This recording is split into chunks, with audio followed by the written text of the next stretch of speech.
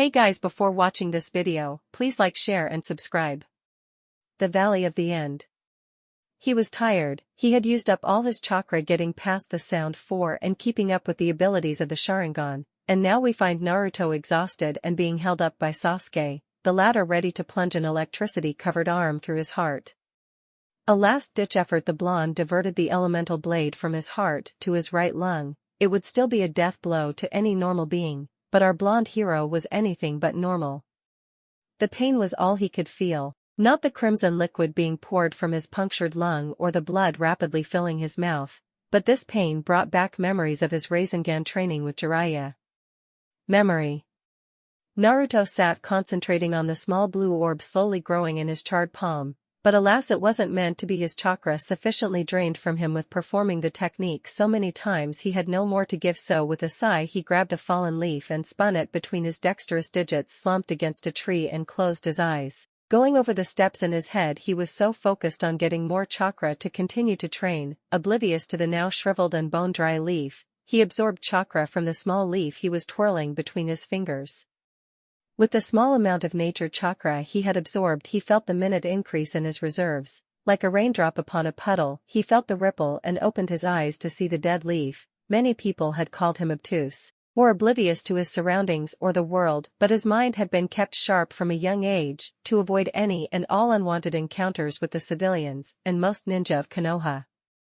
But those were far from his thoughts, and he looked at the once bright green leaf turned dead brown. He gave the leaf a once-over and dropped it to pick up another leaf laying near him, so he began experimenting with the newfound idea. It was the direct opposite of the Rasengan. Instead of forcing out chakra in a swirling pattern, he drew his chakra away from his palm in a circular pattern, and he gained the same results from the last leaf. It crumpled between his fingers. Once again he felt the drop of chakra from the leaf in his exhausted reserves. A grin spread across his face. Training would go so much faster, as he didn't have to stop to wait for his chakra to replenish. All around, you could see large brown circles all over the once green clearing. He once tried draining chakra from a tree, but he immediately felt it overwhelming him and forced him to vomit up the foreign essence from his body, with much coughing following after forcibly ejecting the chakra from his body. As the bet against Tsunade waged on, he practiced with his absorption powers after each session to perfect the Rasengan. He found that not only could he take chakra from the plant life around him but animals and other people as well. He experimented with it whenever he was near large crowds, and he could touch a person's hand or sleeved arm unnoticed. He found not only would he steal chakra, but he found he would have memories and abilities that weren't his. Each new person or animal he siphoned off of, he would feel their emotions and gain traits. When he first noticed the changes in his physical form, he couldn't control them, and the more powerful the being he siphoned, the more difficult it was to force the traits absorbed to recede. Memory end. Naruto had never tested his power on another shinobi, but this time was as good as any. So with a shaken intake of air, he grabbed a firm hold of Sasuke's arm and planted in his chest and began to drain all the chakra he could. "Sasuke, you are the first to see my new ability in action," were Naruto's words to his newest enemy. "What are you talking about, dead last? What tech dash?" was all he said before he could feel all his chakra begin leave him. He tore his arm from the blonde's grip and fell to one knee. The fist-sized hole in Naruto's chest closed up with the intake of fresh chakra to work with. His once blonde hair now had thick black streaks and had grown out to similar length to Sasuke's. Blue eyes turned purple with the famous three-tomo design of the Sharingan. Even the curse seal had been absorbed. Memories of techniques, the Uchiha massacre from Sasuke's perspective, everything that was Sasuke was now firmly copied into Naruto's mind and body. The rush of chakra re-energized the blonde/black-haired teen. He grinned and kicked Sasuke into the cliff and rendered him into the blissful darkness. "Sasuke, you are coming back to Konoha to face judgment of desertion and treason." So Naruto tied Sasuke's limbs together and prepared to make the long trek back to his village. By the time Naruto had arrived at the village, he had successfully suppressed Sasuke's personality and physical traits, so he was back to his blonde self and currently very proud of himself for completing his second A-rank mission. But as soon as he had stepped through the gates, Sasuke was plucked from his grasp, and Tsunade herself gave the blonde boy a solid chop to the back of the neck. The only words Naruto could get out before he succumbed to the blackness was "Why?" Naruto woke up to fuzzy voices, like a radio with terrible reception, and supremely light-sensitive eyes. Soon enough everything came into focus, and he was simply sitting in a chair in the center of the Konoha Council Hall, and much yelling was going on around him. Straight-out execution is far too merciful to this stupid little shit, he almost ended the Uchiha line. The little fucker needs to die a slow agonizing death. Why waste time trying to torture the bastard when he can spend all of eternity burning in the pits of the deepest hell? No need to delay him to his long overdue death. Those were an excerpt sample to the two sides of the ideas going on, and neither boded well for the blonde hero. Everyone quieted down when the door swung open to reveal a stone-faced Tsunade and Jiraiya. They both took their respective seats and everyone faced Naruto seated in the middle. Tsunade stood and read off the only thing on the agenda for the meeting: the execution of Namikaze Uzumaki. Naruto will now be decided.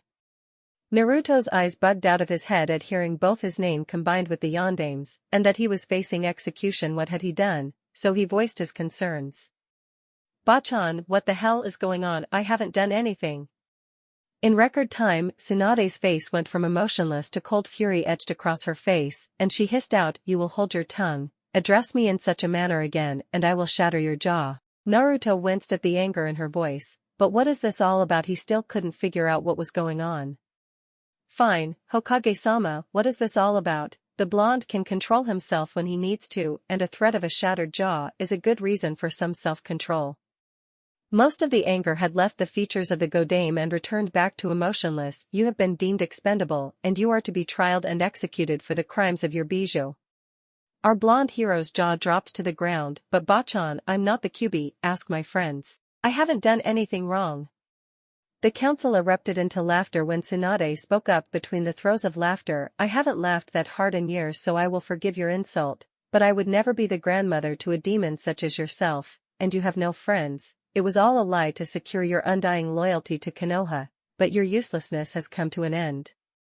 Your execution will correlate with the return of the Yondame as he retakes the mantle of Hokage. Actually, I will let him explain. With those words a bright yellow flash revealed Minato the Yondame standing next to his wife Kushina and children, Taiki, who looked identical to Naruto, except for the Kyuubi Jinchuriki markers on his cheeks, and a slightly younger girl named Ri. She had shoulder-length hair, red like her mother, and a soft-featured face. Many whispers and hushed gasps floated amongst the room as people stared upon a supposedly long-dead figure and his family. Greetings, honorable council, it is true. I am Minato Namikaze, the Yondame Hokage. I had faked my death along with my wife and son to move into exile as to not trigger the legendary rage of Kyuubi. With the Kyuubi mollified for a few years, it enabled the Jinchuriki seal to link my former son and bijou, and only when they were finally fully combined could I return to finally slay the bijou once and for all. With all the pieces finally coming into place, his name being read as Namikaze, and the Yondame himself saying he was his former son, Naruto surged from his seat with a scream intent on causing some sort of bodily harm to repay his father for leaving him stuck with Kyuubi, but he didn't get more than 2 steps before green light shot from the Shodame's necklace and bound his arms, legs and head from moving. Minato chuckled, and seeing Naruto lying on the floor struggling against the chakra bonds, I am glad that necklace even after all this time still keeps demon chakra contained. Your execution will be long and arduous. I will personally see to it. I have waited 15 years in exile waiting for the time where I can return to my people, and tomorrow I shall enjoy finally ridding the world of Kyuubi once and for all. And with that he walked up to Naruto as he had maneuvered into a kneeling position. Minato knelt to be eye level with Naruto and said, enjoy your last hours on Earth, Kyuubi, and if my son is able to hear me, I would like to humbly thank you and apologize for what I will do. But what the hell, my first son died when I started the fusion with the demon. Minato stood straight and grabbed the back of Naruto's head and brought the younger blonde's face to his quickly moving knee, and a resounding crack from the sudden breaking of a nose, and then the grinding noise as he ground his knee into the shattered bone and cartilage. Blood quickly escaped from the broken skin and poured down Naruto's face. He didn't make a sound through the entire ordeal, resolved to not let them see the pain he felt on the inside. The powerful blow had caused his brain to bruise and swell, forcing him into unconsciousness. The next day in Konoha, the streets were flooded with people. An announcement called for attendance of the village inhabitants in the open marketplace. Everyone was waiting for what the Hokage had gathered them for. Soon enough an ANBU walked into the square and with a quick cry of Mokutan a large stage and gallows was erected and the Hokage marched to the stage. Gazing over the crowd Tsunade picked up each face and smiled once she saw the entire populace showed up bar the ninja on missions and villagers out on business. She addressed the gathered people of Konoha today. I stand before you as your Hokage, but without you all there would be no Konoha. Together we are unstoppable. 15 years ago Kyuubi attacked our home and we would not yield. We brought the demon to its knees. Today we see the final step in the death of Kyuubi and raise ourselves above all others, superior to all. During her speech, there were chants of praise and loyalty. Konoha. The crowd screamed, getting worked into a frenzy. Each ninja that fell to the beast will never die. They are not dead, they live in us. They live in Konoha. Roars of cheers so deafening thinking was made all but impossible with the intrusion of the cheering. Bring out the demon, Tsunade demanded. Naruto was bound, hands behind his back, and the Shodame's necklace secured tightly to his neck to prevent any resistance. He was pelted with food, trash, rocks, anything that the crowd could get a hold of. He made it to the stage and was knelt on the edge before the crowd. Naruto watched the crowd as everybody he knew screamed chants of Konoha and murderer were some of the loudest. Tsunade stepped next to Naruto, brought the crowd to a dull roar as she continued her speech. People of Konoha, here is the Kyuubi fused with a human into death. Today we shall carve out revenge for each man and woman torn from us. Today we finally send it into the depths of the abyss to suffer in an eternity of pain. The ANBU lead Naruto over to the rope hanging from the gallows and secured it around his neck fairly tight. With a signal the rope was pulled from the other end and Naruto was yanked into the air and lowered back a standing position and was jerked back into the air and held for half a minute. Seconds from passing out they lowered him and undid the noose. Naruto was then dragged to a table near the edge for the crowd to get a good view. His hands were freed and retied above his head. The lack of oxygen and disorientation proved to weaken him, so he put up little effort. Next a kunai was heated blazing red and agonizingly slowly cut through the skin of his abdomen, cauterizing each blood-carrying vessel to prevent bleeding out. During this process, the amassed crowd was deathly silent, wanting to hear the pleas from the demon for it to beg for life, only to be denied. Alas, they would wait an eternity. Not a sound escaped the lips of Naruto, except the sparse groan when the kunai hit a nerve cluster. After the cutting of his abdomen was complete, the executioners slowly removed each organ and loose flesh from the open body cavity. The same red-hot kunai was used to prolong his pain and stave of the loss of blood as each organ was cut out.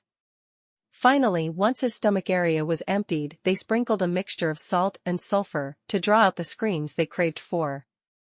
Again, not a sound, only blood passed his drenched red lips. Infuriated Tsunade stepped forth to introduce the final player in this sick display of savagery. I bring forth the long-thought dead, the defeater of Kyuubi himself, the Yondaime, and a bright yellow flash erupted next to her, and none other than the Yondaime stood with his arms to the sky, and the crowd immediately grew to cheers and praise to the once thought-fallen Hokage.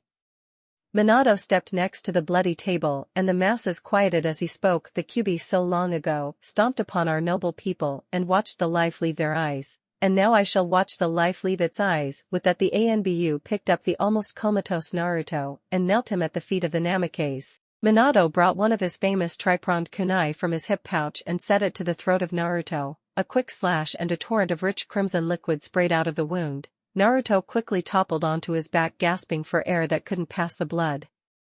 With his last few moments of life, our bloodied blonde watched the glee in Minato's eyes grow as said man stomped on his chest, forcing even more of the life liquid to spray onto the stage. Soon the streams of blood slowed and lessened in strength, before nothing came from the slice except drops, and with the stopping of the flow of blood so did the life of one Namikaze Uzumaki. Naruto, vessel and tide spirit of the Kyuubi no Yoko. It was a day of celebration in Konoha. The Kyuubi is dead, Yondaime is back and better than ever. Life was good for the people. The corpse of Naruto was carried from the stage and burned unceremoniously, his name stricken from the records of every book and file in Konoha. No one would remember the name Namikaze Uzumaki Naruto, or who he was. To the village he no longer existed. But that was far from the truth. Somewhere in between the realm of living and dead our blonde hero opens his eyes to a never-ending whiteness. Time, mass, space was meaningless. The only color seen besides himself is the red curled form of the once great Kyuubi no Kitsune. the demon used to stand a magnificent 300 feet is now barely larger than a basketball. The blood-colored fur ruffled as the demon stretched and groaned from its slumber. With a voice that was once deep and deafening was now a soft quiet mewl. It seems we are now tied together forever, human. Naruto's eyes bugged from his skull at hearing and seeing the once terror-inspiring demon now reduced to a small cute animal you would rather pick up and cuddle than harm. With an outstretched arm and accusing finger pointing he shouted, "Holy shit, what the fuck happened? Look around, human, we are dead." Well, technically we are being taken to Makio. Naruto, having the intelligence of the many people he had practiced his absorption on, he quickly pieced together a question that reflected his confusion. Huh? With a sigh, the once nine-tailed demon reformed into a teenage girl of average height and athletic build wrapped in a knee-length deep blue kimono. Bright curly red hair swayed just below her shoulder blades and smoldering red eyes were tucked away just behind long black lashes. Human, I am to be reborn back into the realm of demons, and by extension you are as well. Why am I being reborn into a demon's realm? I'm just human. Shouldn't I be going to like heaven or hell? No, by your father's deeds, we are tethered together in everything but body. Our power is shared together through life and rebirth, never apart for eternity. That is the deal your daddy dearest evoked with the gods to defeat me in hopes that I would follow you into your afterlife. Fortunately he was wrong. Once a demon, always a demon. Instead you shall follow me. Again, not getting the situation, Naruto. So I'm a demon now. Doesn't seem so bad. So we get to go back into the world, and I get a chance to return to Konoha and repay my father. A sweet deal to me, Kyubi.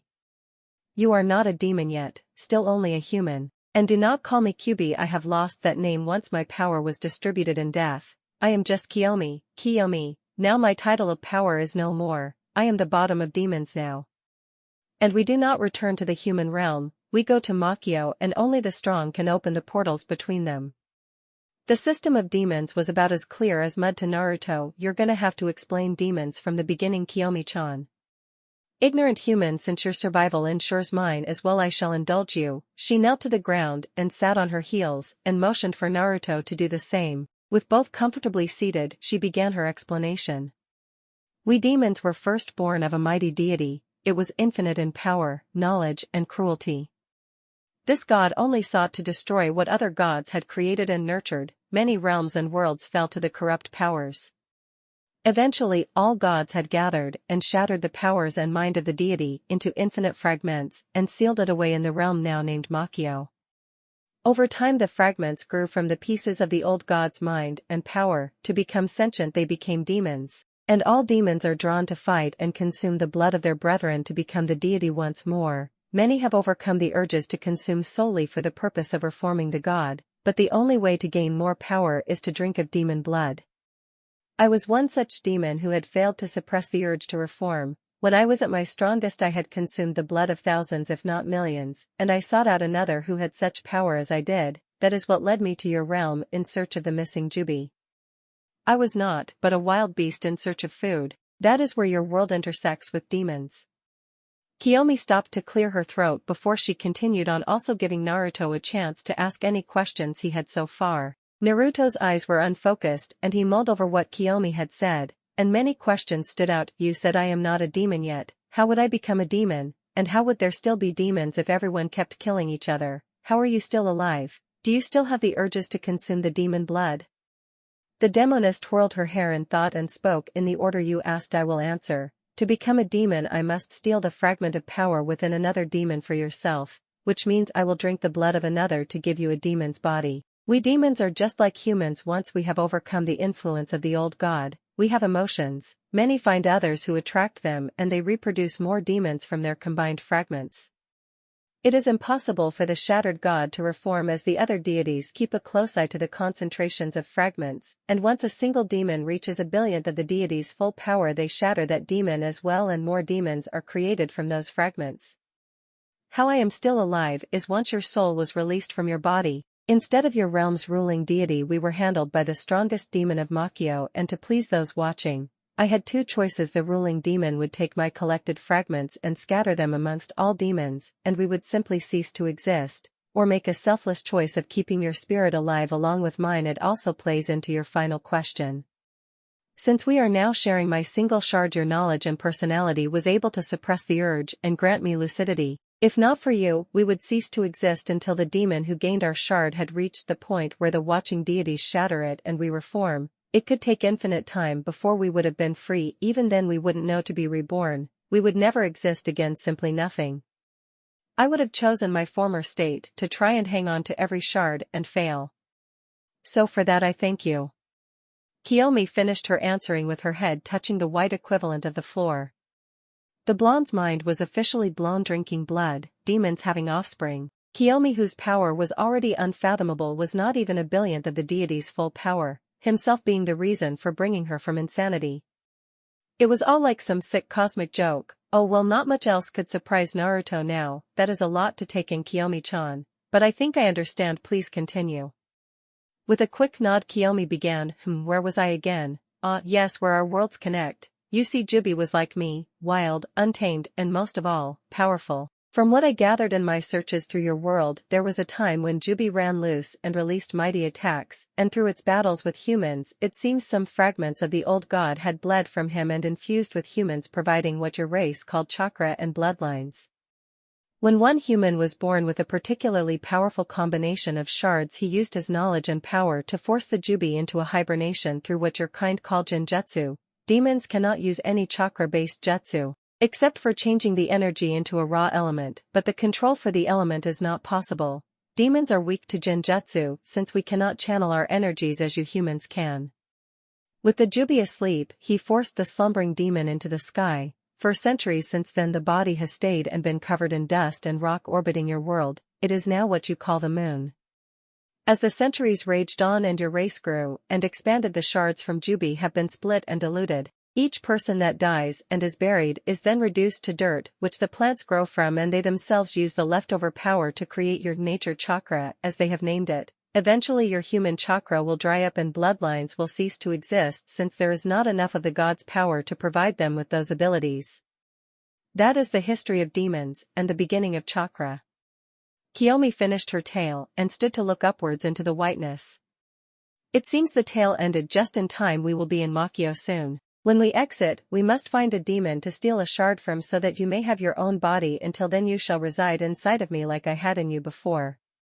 Naruto felt a tingling sensation in his hands, only to look and see that his body was beginning to dematerialize and flow into the body of Kiyomi. He looked to his now eternal partner. I guess I'll see you when you find a shard. For the time we spoke I am glad I met you, and with that he was completely fused inside of the demoness, and he missed the slight blush on her face from his touching words. No one has spoken such kind words to me. I am glad I met you as well, Namikaze Naruto. In the white limbo between dimensions a large black portal opened before Kiyomi, and she confidently strode through as it closed behind her, and she was dropped out into Makio. Kiyomi landed in a graceful crouch, and the gravelly road gave a crunch under her slight weight. Hearing the sounds of lumbering footsteps, she quickly dashed into the nearby forest. Kiyomi, look out! Startled by the boy now inside her head, she stumbled and tripped on a raised tree root. Her sudden fall saved her from a large clawed hand from taking her head off. Bracing herself from her fall, she rolled into a crouch and saw many trees ahead of her, broken or huge trenches dug into them. Above, Kiyomi jumped to the side as a bear-sized demon crashed into where she just stood. Getting a good look at the hulking form, it had black skin that gave off no shine. Large clawed hands hung off the tree trunks called arms, a large barrel chest reminiscent of a gorilla's, and large legs tipped with 3 toes tensed for a jump. But the human-like head is what drew the most attention. It had no eyes, only large gills on its neck and razor teeth that stuck out over both lips, clearly meant for tearing of flesh and not chewing grass. The overall form had no fat, only rippling muscle beneath the coal-colored skin. 1.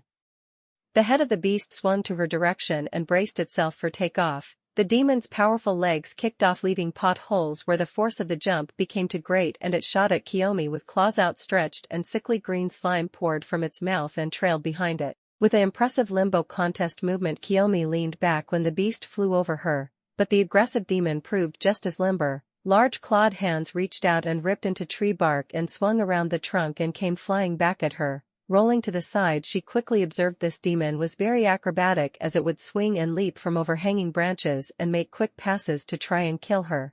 increasing its speed by using centrifugal force and redirecting its trajectory, hoping to surprise the young demoness by the changes in direction and speed. Throughout the fight, Naruto was anything but idle during this battle. He was quickly watching the pattern the black demon had set up. It seemed some of the knowledge being fused with the mind of Kiyomi had passed off some of her centuries of intelligence onto the young blonde.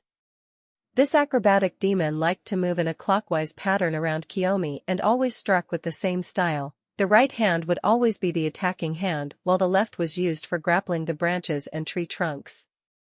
The pattern and style now analyzed, Naruto decided to assist Kiyomi. Kiyomi, grab that branch from the ground and hold it just above your head in a stabbing position, and wait for my signal to thrust it down.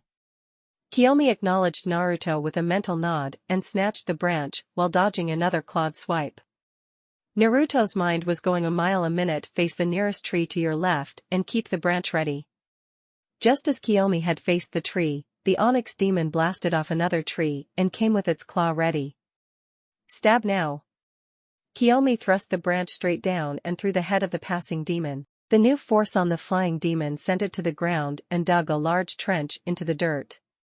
Falling still, the demon writhed and twitched as its nerves fired. Kiyomi, seeing it downed, quickly jumped onto its back and took hold of the jaw and back of the head. A quick tug and pull, the neck snapped with a gunshot sound. The demon body finally stilled.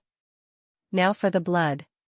Rolling the demon over, Kiyomi flashed her sharpened fangs and tore into the throat with abandon. She swallowed it all, blood, cartilage, and flesh she greedily ate without care. The grass and dirt around the demon was quickly flecked with blood and gore. She gave into her wild side, and it was shown as once she had consumed most of the blood pouring from the open throat. She quickly ripped the chest cavity open. With a few quick snaps of the rib cage, she had her go at the heart and surrounding arteries and veins. Blood coated her entire body. Her face was a solid mask of crimson red. Her clawed fingers returned to perfectly manicured nails, her hair now sticky with the cooling blood. She relished in the feeling of the victory once again, rejuvenated from the power of the old god flowing through her. Kiyomi sat back with a content sigh. Her moment of bliss was interrupted by the voice in her head. Kiyomi, we have the new power, what do we do? Shaking off the high that she got from the power, the demoness answered, you must take hold of the new power inside of me, and will it to form you a body on the outside. So Naruto, inside her mental mindscape, looked for this new power. Inside the mindscape, if I was power, where would I hide? Naruto queried as he walked through the endless grassy plains lit by the full moon that represented Kiyomi's mind. Walking for what seemed hours through the small rolling hills, nothing but knee-high grass swaying gently with the breeze. Falling to his back, Naruto gazed at the beautiful moon constructed in the sky and the new twinkling stars surrounding it. Wait, stars? There weren't any stars before. With this new knowledge, the blonde reached his hand towards the sky and the stars moved and reacted to his beckoning. Half of the moving stars collected into his palm and the others rearranged themselves around the moon. The stars sunk into his palm and he felt the rush that accompanied them. Like a drug, he was hooked on that feeling. Closing his palm, he thought of his own body, a new one, to house his now demonic soul. Outside the mindscape. Sensing the split of her power, Kiyomi moved into a larger clearing, and soon she saw the twinkling wisps exit from everywhere on her body and coalesced into a solid form in front of her. As the final floating wisp settled onto the humanoid form on the ground, it flashed, bright like the sun, forcing her eyes to close. Opening them, she laid her sensitive eyes upon a magnificent godly form. Clad in only some loose brown pants, the new body of Naruto was amazing. Powerful ripped arms flowed into an equally ripped chest and abs. His once short spiky blonde hair now reached his shoulder, with some of it in a ponytail off the back of his head almost on top. His face when he was human had baby fat, but his new form had only the sharp facial features only displayed on a man in peak physical condition. Wrapped around his arms and chest were intricate red-blue tattoos that came and curled into sharp points on his pectorals, too. Kiyomi watched with rapt attention as Naruto blinked his eyes, and where sky-blue iris once hid, now only in twin pools of red with orbs of black inside that quickly contracted to form a sharp elliptic shapes in each eye.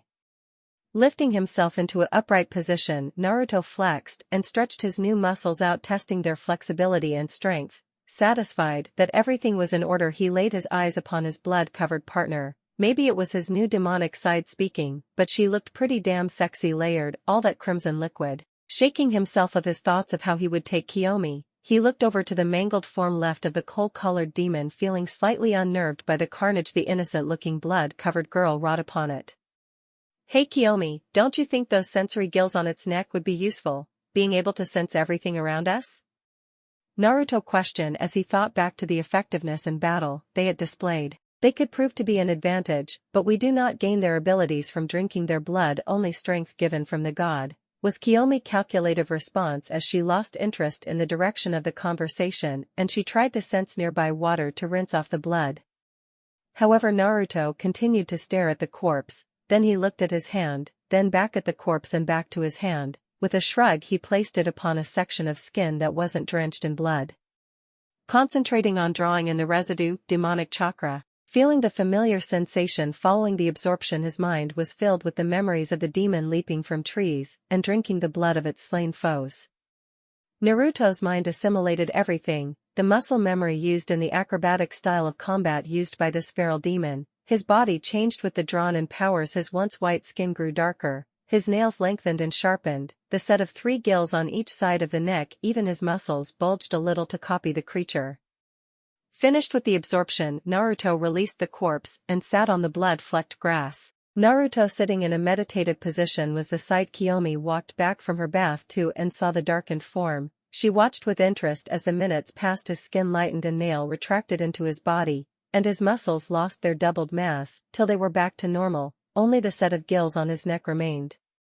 Opening his eyes, Naruto stood and tentatively flared his gills, and felt the area around him. Like sonar vision, the world outside of his eyesight popped into his head like a blurred picture without color. Slightly disorientated from the sudden awareness of his surroundings, he held his head, trying to control the gills to only be used when he wants them to. Getting it under control, he looked to Kiyomi and put on a cocky smile. "They are pretty useful, Kiyomi, you sure you don't want them?" Kiyomi's mouth hung open. This man simply rewrote what she knew about the boundaries of demons. With an action that was out of character, she grabbed Naruto's arms and proceeded to shake him and demanded him to teach her this ability. The blonde laughed as he was shaken by the goddess among demons. All right, I'll teach you." Kiyomi spent the rest of the day practicing the absorption technique on leaves so she could get a feel for it, and during their practice Naruto found he could subtly nudge Kiyomi's mind to perform the ability correctly, so she got a feel for what was supposed to happen. At the end of the long first day in Makio, they found a hollowed tree trunk to sleep under. They would need all the energy to continue to seek out more demons. One day, Konoha shall burn at Naruto's feet. The sun rose high into the orange morning sky, casting long shadows into the forested area of Makio. The sun rays finally reaching the hollowed tree Naruto and Kiyomi were staying in. They wrestled Kiyomi from her best sleep yet. She opened her eyes with an angry scowl and found herself wrapped in the now muscular-toned arms of Naruto. Beating down a blush, she slipped from his naked upper body. Feeling a lot less warm and complete, she shook off the feeling and stood outside stretching, groaning at the pops and cracks that her back gave off. Kiyomi took a deep breath and reveled in the fresh air she had missed since she left for the human realm. Sitting herself down at the base of a tree, she began her training to control her dense demonic chakra enough to absorb things such as Naruto has done. Naruto shivered in his sleep when Kiyomi untangled their bodies. On the edge between awake and asleep, he tossed in his sleep to find the warmth and wholeness he once had, but unfortunately he would go without. Snarling at the pain the sunlight caused by stabbing at his retina, Naruto opened his twin crimson pools, his pupils fluctuating until settled upon being slits. With an exaggerated yawn showing off his large sharp canine teeth, Naruto stretched and flexed his muscles. Letting his gills appear and flare themselves, Naruto gained a quick summary of the area and saw Kiyomi sitting under a tree, turning the many green leaves and objects around her brown. Making quick strides, he took a seat next to Kiyomi. Naruto watched Kiyomi concentrate on the small piece of vegetation between her delicate fingers. Slowly but surely he could see the fresh green color drain away like wet paint washing off a wall. Without even thinking, the blonde put his hands over hers and lets his own energy flow with hers.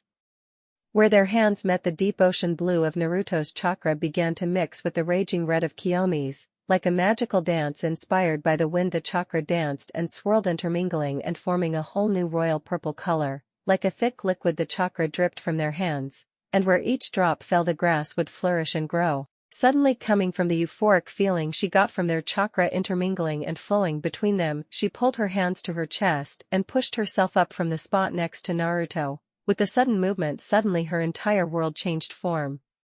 All that she saw was now overlapped by a static picture and everything around her being the same. The sudden disorientation caused her to buckle and fall to the ground coughing and retching, the sensation of extreme vertigo overwhelming her. Seeing his partner suddenly collapse, Naruto moved next to her. "Kiyomi, are you alright? Speak to me."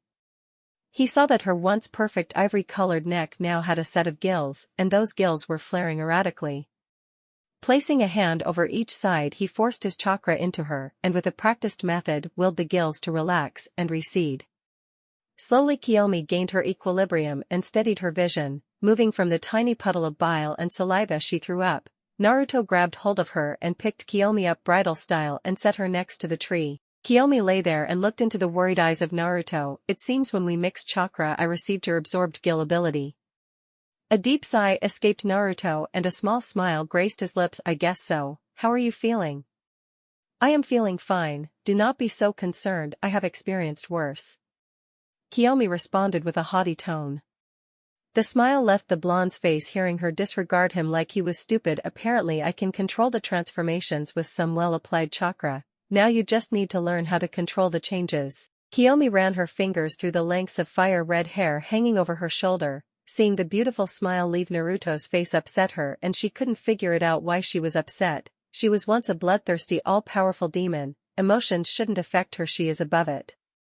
Naruto watched her play with her hair. She looked so perfect, perfect. He used to think his friends back in Konoha were perfect. Thinking back to Konoha, the now demon man was set straight. He received a second chance, a chance to grow faster and stronger. A chance to avenge his wrongful murder by his own family, a chance to kill. He wouldn't waste this. He will be powerful enough, he will return to Konoha. Standing up, he flared his gills and sensed another nearby demon. It was small, but every little bit counted. Darting off, Naruto headed right towards it, scanning ahead, analyzing everything around him to find every escape route and close it off from his prey.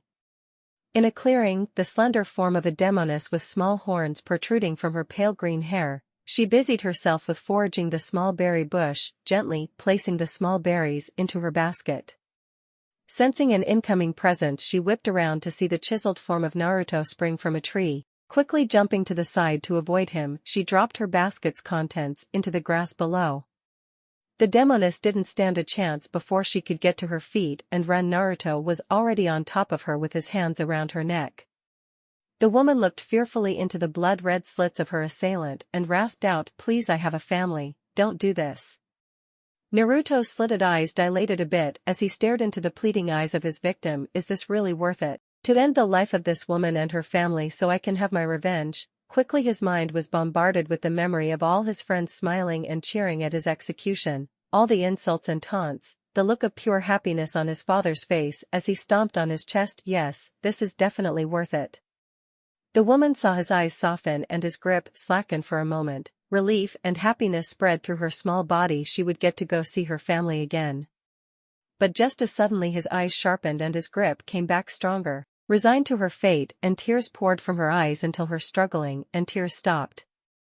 Naruto saw his victim either lose consciousness or die. He quickly replaced his hands with his fangs and began to rip and feast on the flesh and blood that poured from the opened wound.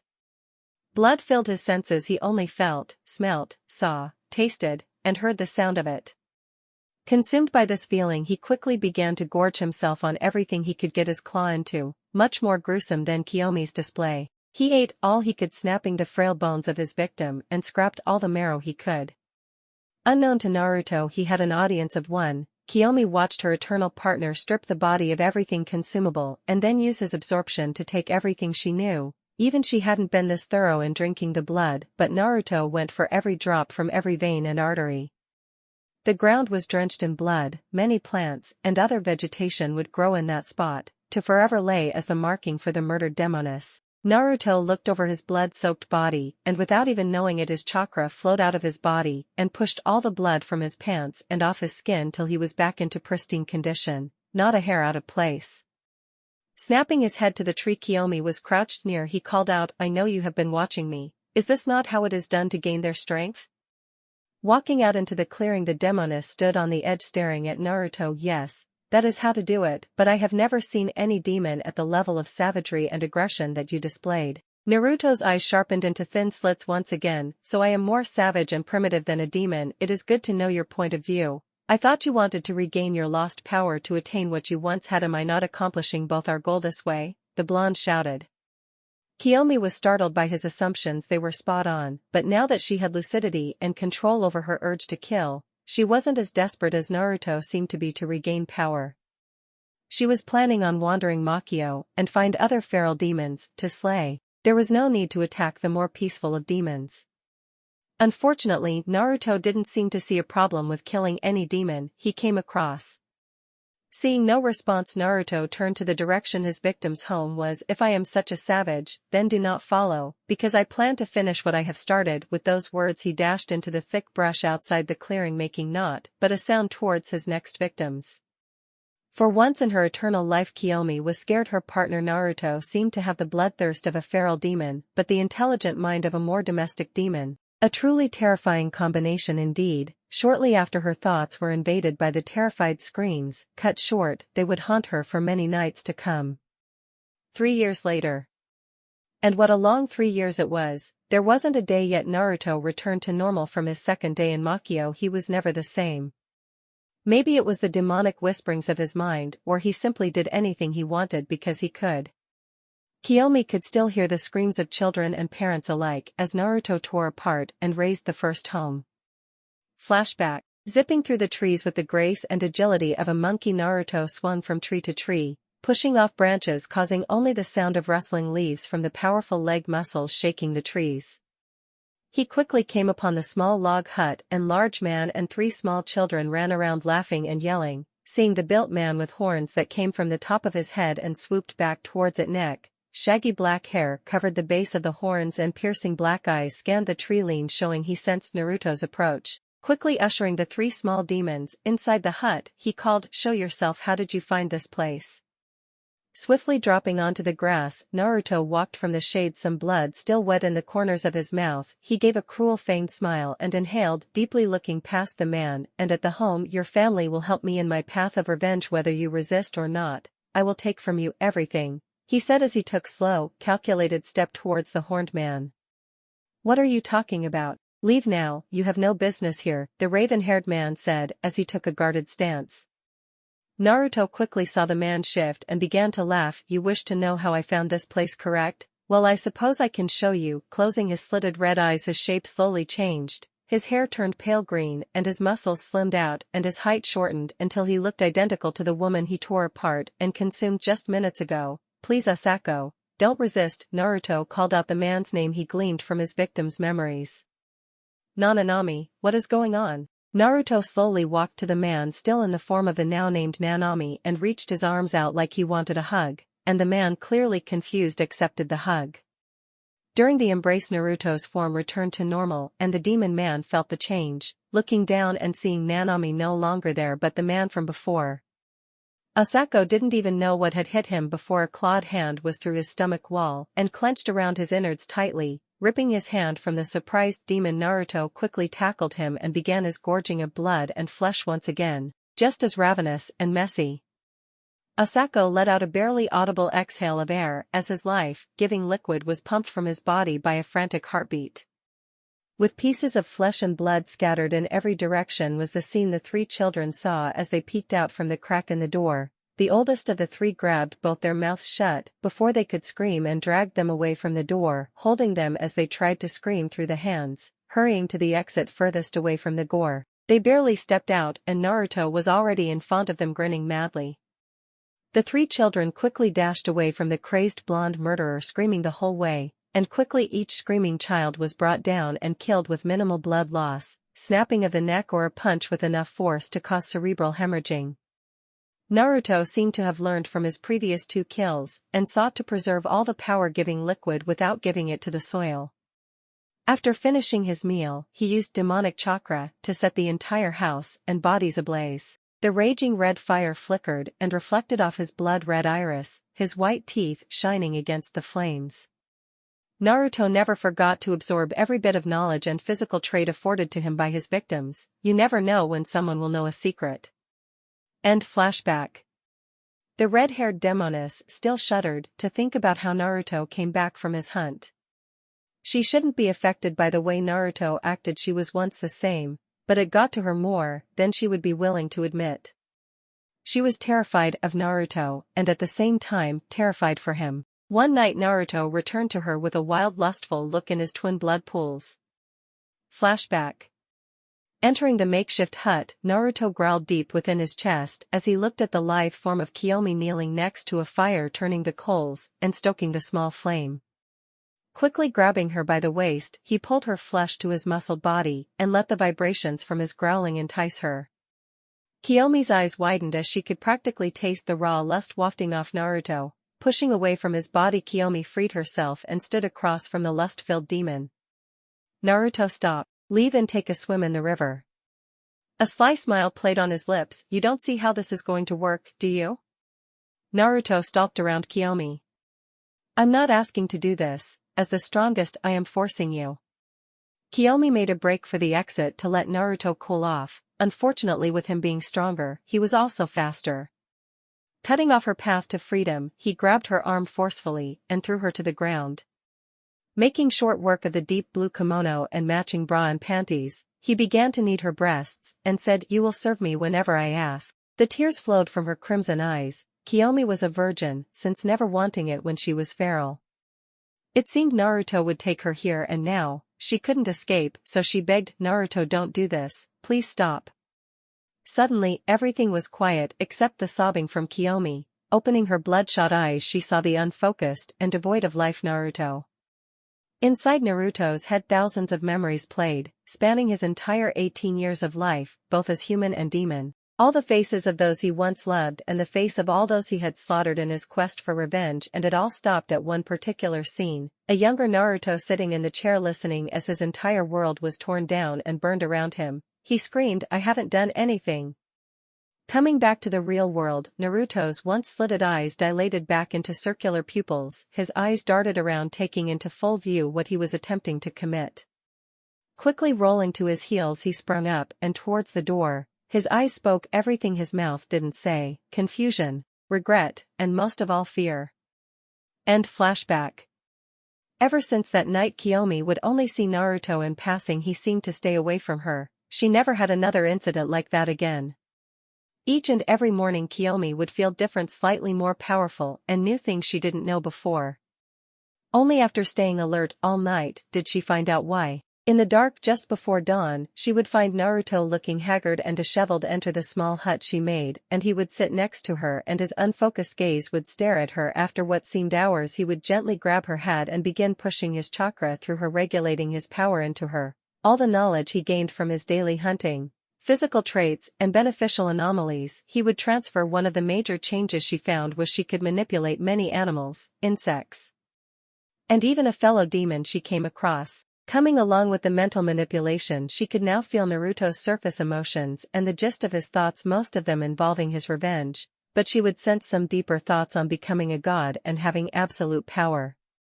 Strange enough, she would try to wake up just before he came. She loved the feeling of warmth and wholeness she got from Naruto's ocean blue chakra flowing into her. Kiyomi never told Naruto that she knew of his nightly visits, fearing he would stop. Back with Naruto and Kiyomi. Finally, after 3 long years, Naruto's aggressive approach to gathering power had paid off. Today was the day the final requirements were met for a successful whole, to be torn between realms. Kiyomi could feel Naruto's eagerness to cross over, his unrestrained power flowing off him in waves like a heartbeat. It only got stronger and faster when she began the ritual. To open a portal, the elements of each hole in space must be balanced, fire to fire, water to water, and so on. Opening a portal was actually very simple if a demon on each side could provide the elements, but to do it alone is why it required more power than most demons could gain. To manifest the elements needed in a different realm took more than Kiyomi had alone, but with Naruto next to her ready to give his chakra, it would go off without a hitch. Slowly but surely you could see the tear in space form. Beginning with just a distortion in the air like looking though water, it began to grow, and soon you could see a rain forest with a miasma of fog settling along the ground. It was a sight to behold from the human world. The air itself seemed to tear apart to show a window into Makio. Naruto stepped through the tear in space with Kiyomi not far behind as the portal stitched itself back together. Naruto took a deep inhale of the thick humid air, quickly ascertaining where this climate would be. They were in the land of water. A large feral smile crossed Naruto's lips. I am back, Konoha, your time is near an end, he shouted to the sky. Naruto stepped through the tear in space with Kiyomi not far behind as the portal stitched itself back together. Naruto took a deep inhale of the thick humid air, quickly ascertaining where this climate would be. They were in the land of water. A large feral smile crossed Naruto's lips. I am back, Konoha, your time is near an end, he shouted to the sky. It seemed the elements themselves responded to his declaration as the wind picked up and dark rain clouds rolled in with lightning flashing through the sky. The concussive thunderclaps felt on the ground. Kiyomi shielded her eyes from the hard rainfall and whipping winds. From her limited vision and hearing she could see and hear Naruto's loud laughter in between the thunder. Soon enough Naruto got himself under control and called out, Kiyomi, let's move. I wish to see all that has changed since I was last alive. Maybe pick up a few new skills for us to utilize any. With those words large leathery black wings erupted from his back in a haze of darkness.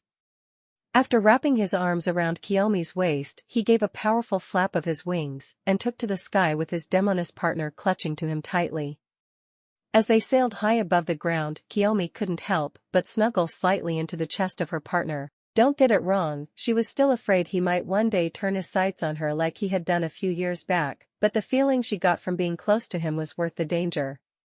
Naruto felt his partner shift in his python-like grip, Kiyomi's head resting just below his chin, her scent filling his nose. His pupils began to contract and sharpen into thinner slits. Thinking quickly before he lost his remaining common sense, he shifted his entire body from the human shape to that of a large bat-like creature, his feet elongated and claws formed on his long toes. His long blonde hair shortened and created a mane reaching down his back, and his fangs shifting into sharp points. With his transformation complete, he dropped his passenger from his strong arms and gently caught her with his powerful talons, careful to not scratch her perfect ivory skin. Flying swiftly into the night sky, Naruto's demon-powered hearing could pick up the sounds of fighting and clashing weapons. Taking a hard left turn, he swooped down into a marsh. Watching the many ninja leap around and release jutsu all over, Naruto thought it was amusing to watch these ants fight amongst themselves. Seeing the chance to pick up the knowledge of recent happenings, he lifted Kiyomi from his talons and flipped her onto his back.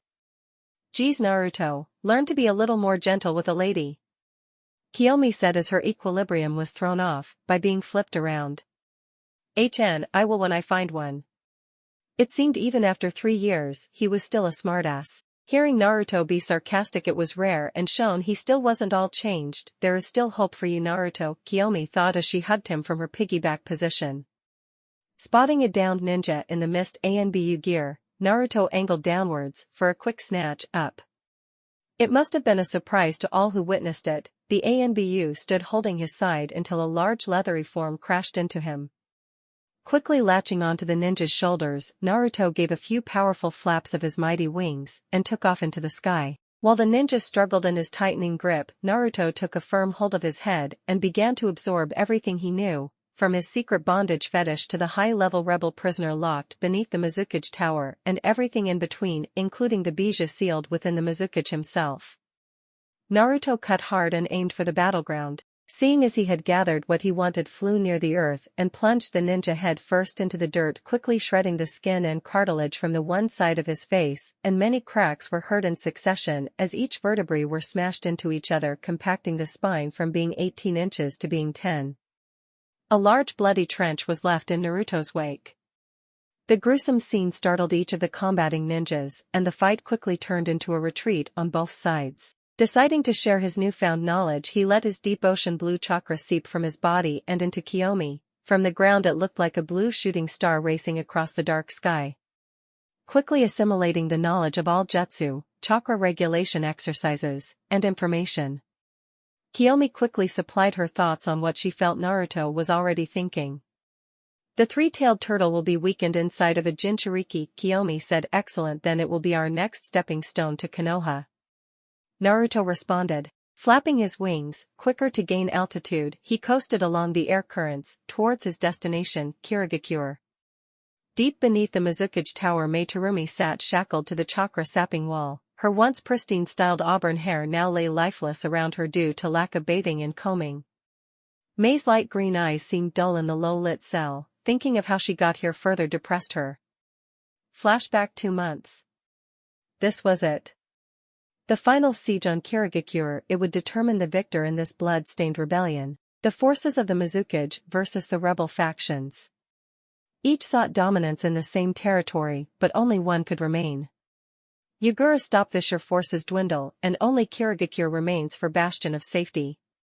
Mei spoke. She wanted to spare everyone from this battle.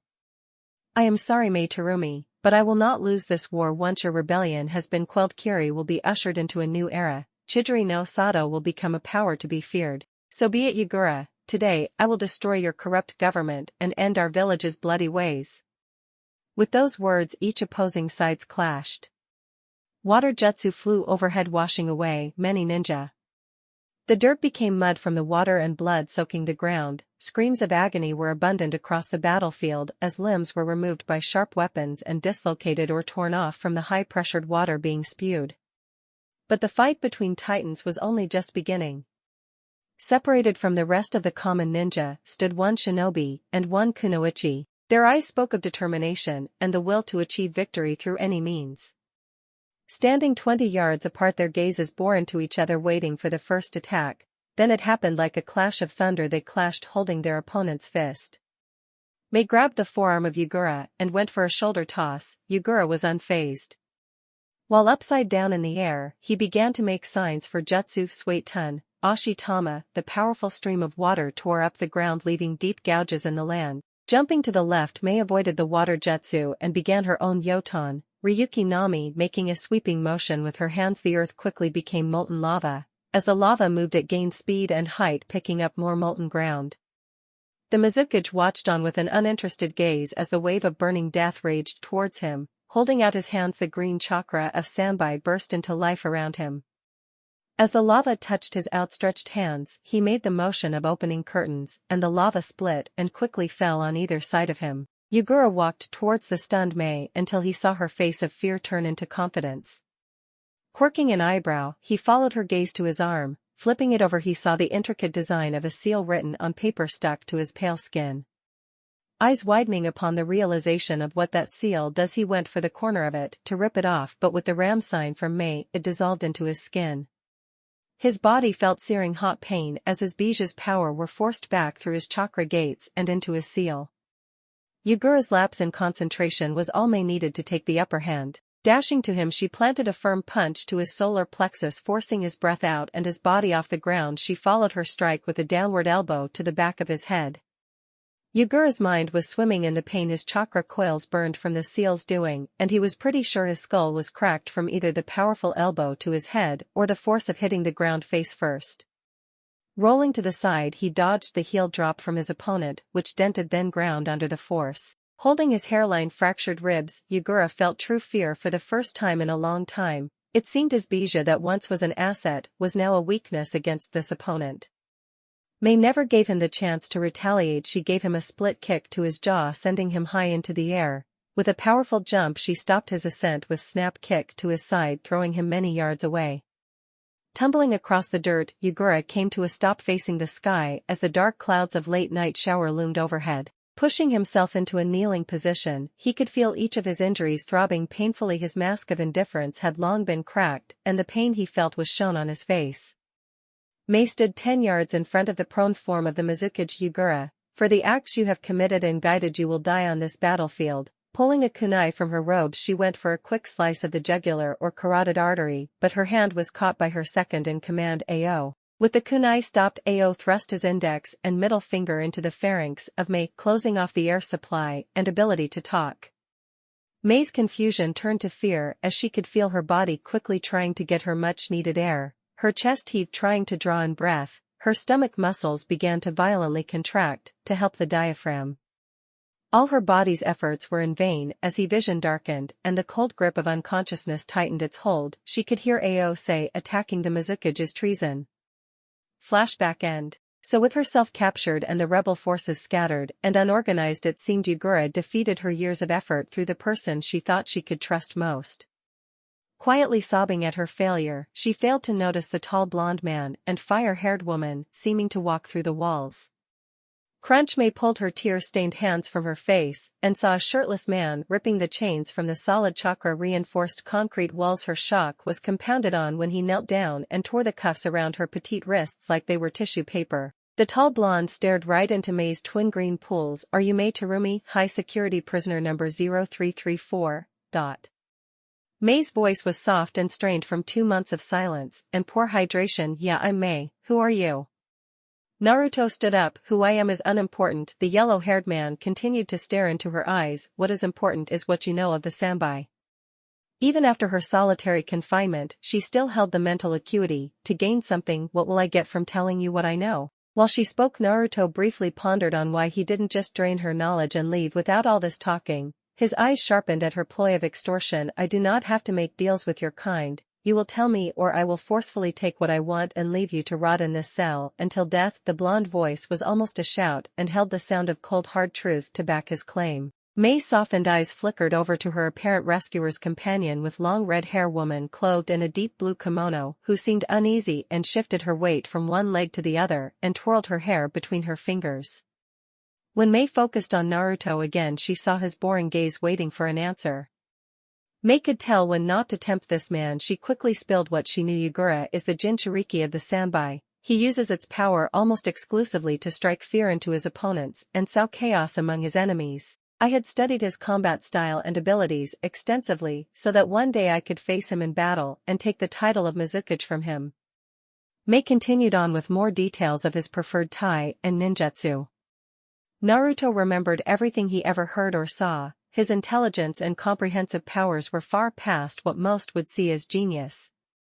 When May finished her lecture on Yugura's powers, he turned to his partner and they walked back through the wall like it wasn't even there. May saw them leave and felt disappointed. She thought that if he had left her alive, he should have taken her or killed her for fear of her telling Yugura of him.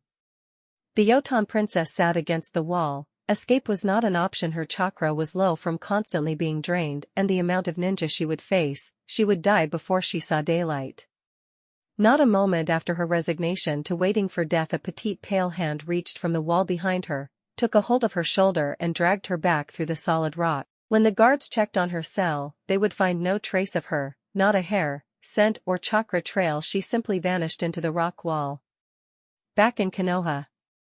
Over the last 3 years, Rei Namikaze was in poor shape. Her once vibrant red hair was listless and fell around her head. She had gotten a lot less than the recommenced hours of sleep over the past 3 years. Her dreams were haunted by the gutted form of her supposed non-existent elder brother. Her nightmares would always bring her back to the village market square where the demon's execution occurred. The world would be frozen, only herself and Kyubi would be mobile. Her father would be frozen mid-stomp and her brother would stand with blood still dripping from his neck wound and just stare into her eyes like he was searching her very soul. No words were spoken, no matter how desperately she wished to speak and yell at him. Her dreams would feel like hours. They were silent and almost perfectly still, just Naruto focused on her. Minato and Kushina had seen the change in their daughter after the death of Kyubi and thought maybe she was having nightmares of it coming back, so they sought the help of Inochi Yamanaka to diagnose her and hopefully help her get some sleep. All the therapy and mind jutsu did nothing to discover her problem. She never told them her nightmares were of the execution day of Kyubi. He was the forbidden topic for her parents. Although recently her dreams had begun to worsen, instead of the world frozen, Kyubi would begin to fight back against her father's stomps or the execution itself, and each time she dreamed of his resistance, he would be stronger and fight harder until finally the demon broke free. Kyubi began to slaughter everyone until only they remained. His blood-covered hands reached out to touch her cheek so close she could feel the warmth of the blood on his hands. Rei, wake up, you're going to be late for training. You know your father doesn't like to be kept waiting. Kushina yelled from the hallway, successfully ending her nightmare. Groaning in approval at the abrupt end to the worst dream she has had in 3 years, Rei dressed in her standard uniform she received from her mother. "All right, Mom," she shouted back, With her outfit properly fitted and tightened to prevent any malfunctions, she looked over herself in the mirror and briefly saw her deceased brother with the grim look of determination he had on the day of his execution. She had never seen him once in her life before that day in the council room. Minato talked incessantly about the Kyuubi biding time in Konoha, and about how once the deity-powered Fuinjutsu fully melded her brother and the demon together forever, they could return to their rightful home and live happily. Shaking away the memories of her family's sacrifice, she left her modest room, down the stairs, and settled herself into a chair at the dining room table for breakfast. Glancing at the clock, she shoveled the rest of breakfast into her open mouth and sprinted out the door and quickly sped down the road to the training grounds, dodging people left and right. Today was the day her father would begin to teach her his famous Hiraishin, but first she must go over all she was taught, her Nin, Tai, Gen, and Fuinjutsu. Rei was trained as all aspects of the kunoichi to perfection. She was a representative of the Hokage by blood. She would excel above all others. She was a Namikaze. With Naruto. Many miles from Kirigakure, slowly rising from the ground, Kiyomi and Naruto stood tall while Mei collapsed to the ground, taking large gulps of air. What the asterisk gasp hell was that? Mei yelled as best she could. Kiyomi, looking at her fellow female, gave a soft laugh. That my little jailbird was Chichiryuku, earth travel. It is the greatest way to move around undetected. Naruto paid no attention to his companions, closed his eyes and took a couple deep breaths, his gills once again flaring into life. His world was painted around him, seeing everything around him from small insects to large mammals foraging around the humid forest. Sensing no one within his large awareness, his gills sealed up and once again were soft pale skin. Tuning his gaze to the two beauties before him, Naruto felt the primal urges rising to take them both like he had tried to Kiyomi years back. Pushing those instincts from his mind, he could still see the fear etched into the crimson eyes of Kiyomi. A deep sense of regret filled his emotions before he thought back to his execution, his murder by his own father. If only the rage he felt could kill, then he would walk right to Konoha. But Naruto must bide his time and take away everything from Konoha before dealing the final deadly blow. With the strong emotions Kiyomi could read from Naruto, she felt his lust, the regret, but they both dimmed to make way for the deep hatred that bubbled up to the surface. Such a powerful emotion quickly crippled Kiyomi's sensory ability. Her mind began shutting down every other sense to compensate for the overload. Losing her equilibrium to the experience, she stumbled and latched onto the nearest object to stabilize her, which happened to be the sturdy arms of Naruto. Catching her quickly once he felt the sudden weight, holding her gently once more his eyes hardened and his more animalistic features began to form. Again catching himself before he did something unwanted, he set the demoness on her feet and covered his nose in an attempt to stop the lust-inducing aroma wafting off his partner. Watching the scene with a critical eye, Mei saw how her savior seemed to react to the other female, seeing this as a good time to interject. So what are your names? Kiyomi, partially distracted by the feelings and clips of thought she picked up from Naruto, answered, I am Kiyomi. And the muscled man is Naruto Uzud was all she got out before the aforementioned man interrupted. It is just Naruto. Watching the setting sun, it calmed the burning embers Naruto felt simmering inside of him. Come, let's find a place to stay the night. We will make plans to kill Yagura tomorrow. Those words resonated deep within Mei, her humiliating defeat by her own subordinate. Now Mei sought to simply destroy both Mizukage and Ao. The blonde flooded Yukai around his being, triggering a transformation. His powerful bone wings sprouted from his back, accompanied with a large barbed tail growing from the base of his spine, which by the looks of the tip meant only death to those struck. His bare feet lengthened and toes formed into large 3 talons, facing forward. Naruto's red iris expanded till his sclera was bathed in red as well. His hair formed into a shaggy lion's mane of sorts. Letting loose a shock-inducing roar, Naruto's transformation was complete. I haven't been in this form in months. Gesturing to his now open arms, he intended for those two to find a suitable place to hold on to. Mei's mouth was wide open at this impossible feat before her. Kiyomi was unfazed by the chimera form he took. She quickly wrapped Naruto's left arm around her and called to the still stunned Mei, you should grab on or we're leaving you behind. That seemed to shake her from her stupor, and Mei latched onto his right side. Leaning forward, Naruto flexed his wings upwards till just the tips touched, and then with a powerful downbeat of his wings they lifted up into the air, quickly ascending past the tree line and further into the orange-dyed sky. Mei screaming the whole way. we'll stop it, you won't fall, came the transformed man's voice. Closing her light green eyes, May took a couple steadying breaths, and when she reopened her emerald pools it was like being in heaven. The soft white clouds gave off a tangerine color from the setting sun, and the cool upper atmospheric air rushed past her face and uncovered legs. The thick rolling clouds once seemed far above a ninja's touch were now only a hair's breadth away. Reaching out her delicate hands into a passing nimbus, the condensation collected on her palms. May felt at peace, and nothing mattered anymore, not the fate of Kiri or Yugura, not even the muscular god amongst men holding her waist tightly. Quickly hiding her blushing red face, she turned to look at more clouds. Alas, this feeling came to an end, and Naruto closed his wings for an aerial dive to the gigantic inactive volcano that created this massive island.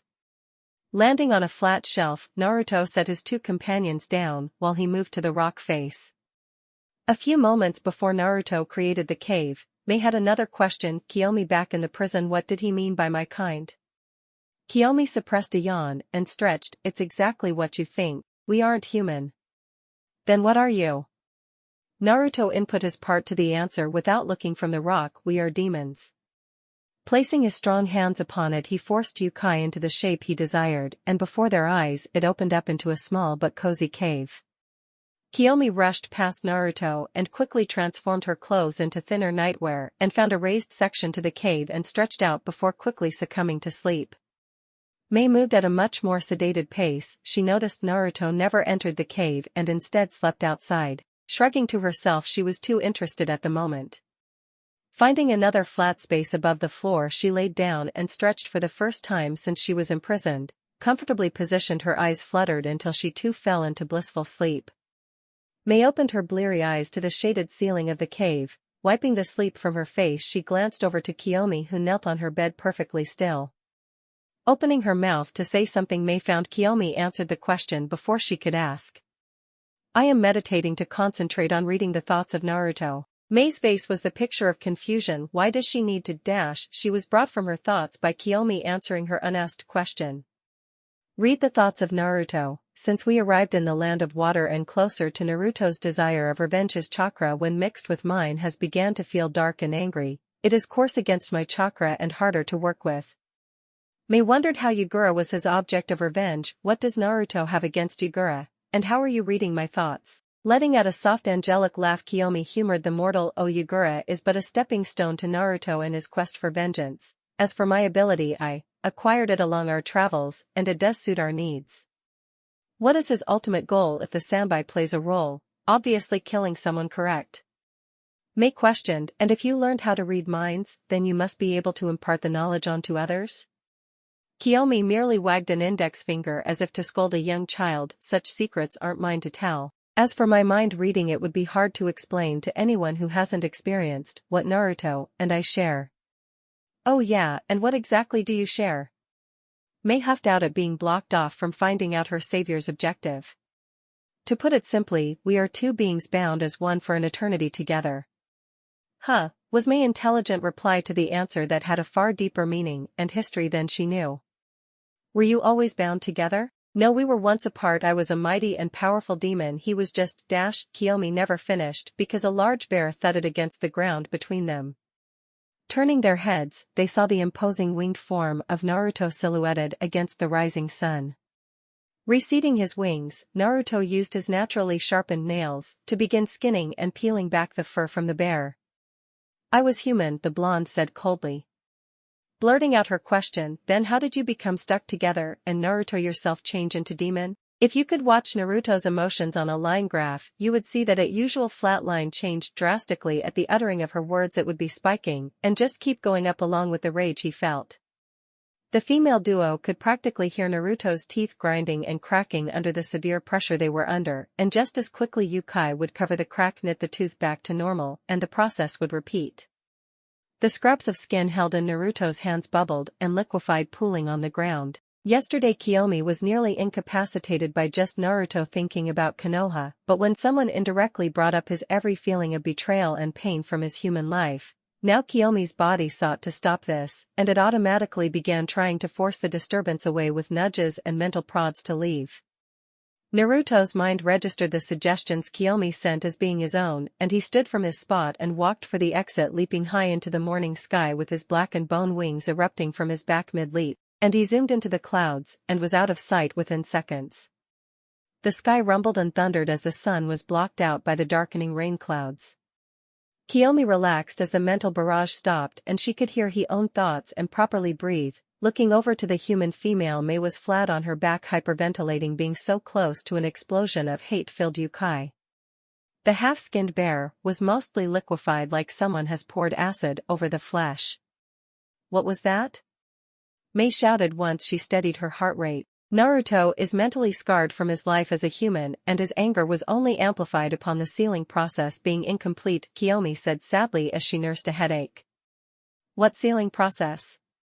Kiyomi sighed and supposed if Mei was to tag along on this adventure then she should know who it is she is dealing with. I was once the Kyuubi no Yoko, second most powerful demon to cross the dimensional lines and ravage this world, she began. Naruto was once my Jinchuriki. The seal used by the Yondaime Hokage was unlike any other before. This one was powered by the gods themselves to one day merge our spirits together, and when Naruto died I would follow him into death and beyond.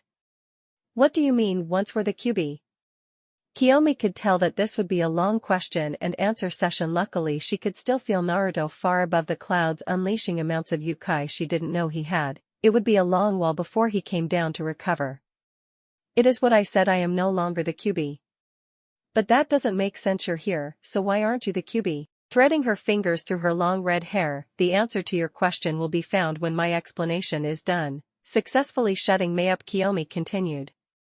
Naruto's village Konoha sought to use my great power through a Jinchuriki. Hundreds of years I had been here, and the arrogance displayed was sickening. Their Shodaime was the first to try his hand at my sealing. His Mokutan had calmed each of the other 9 bijou and thought I would be just as easily tamed and sealed. They were wrong. The Senju used his own son to be the conduit for my power. His seals unraveled before his eyes, and his child suffered his punishment as the boy was disintegrated when my yokai escaped. Flashback. Standing at the mouth of what looked to be the entrance, so large that the tallest buildings of Konoha would fit twice on top of each other and still have room, the Shodaime Hashirama Senju stood holding a small baby with a platoon of his personal ANBU. Platoon is 30 men. Handing out each of the other bijou to placate the nation's Hashirama, saved the Kyuubi for Konoha. To keep the village stronger than everyone they would need the strongest of bijou. Fall in line, men. Today, Konoha takes another step above everyone else, and my son shall be the conduit for our rise. For Konoha. Hashirama raised their morale, gave them courage to face a nightmare. Rushing into the bowls of the earth, they ran an arrowhead formation with Hashirama leading them down the darkened spiral tunnel. They ran for 5 minutes before the tunnel opened up into a cave so large Konoha itself could hide and never be seen. Hashirama could feel they were miles below the surface of the planet. Kyuubi opened her eyes and saw the arrival of those ants. She could feel the minuscule amounts of demon yokai flowing through them. Watching them spread out around her, they began molding their chakra, and she felt her power being drawn to the small child covered and encircled in seals. Thrashing her tails and head, she flattened many of the ANBU, hoping to contain her. She tried to pull away from the child while using a tail to squish the impudent human who wanted her power, but she was stopped by a large tree root forming a cage over the child. Smacking the roots away, she almost pierced the child, but green chakra enshrouded the child and wrapped around her tail and pulled her towards the seals. More trees sprouted and began binding each tail and limb, holding them firm while she was siphoned into the boy. Finally, the last of Kyuubi was gone, locked away into the Senju to use as he saw fit. Hashirama inspected the seals flowing across his son's body. Each flowing brush stroke of the sealing was perfect. Scooping up his child, Hashirama held him close to his body. Today, men, we mourn the loss of those here, but we celebrate that their sacrifice was not in vain. Konoha will never fall, holding the boy up for all the ANBU left. The Senju was almost orgasmic at the prospect of teaching his son how to harness the Kyuubi and usher Konoha into the golden age of domination over the elemental countries. Before the leaf ninja could even lead the cave baby, Senju let out a ear-piercing wail, and its skin became unbearably hot. Hashirama gently set his child on the cool ground to inspect what went wrong. When the blanket was removed, he witnessed each line of the Jinchuriki seals were separating and evaporating off the child's skin at an alarming rate. Before he could even try and stop the event, red yukai pulsed outwards, and everyone were launched away from the epicenter. Hashirama looked from his fallen position as his son flailed its tiny arms around seeking relief from the unbearable pain it was feeling.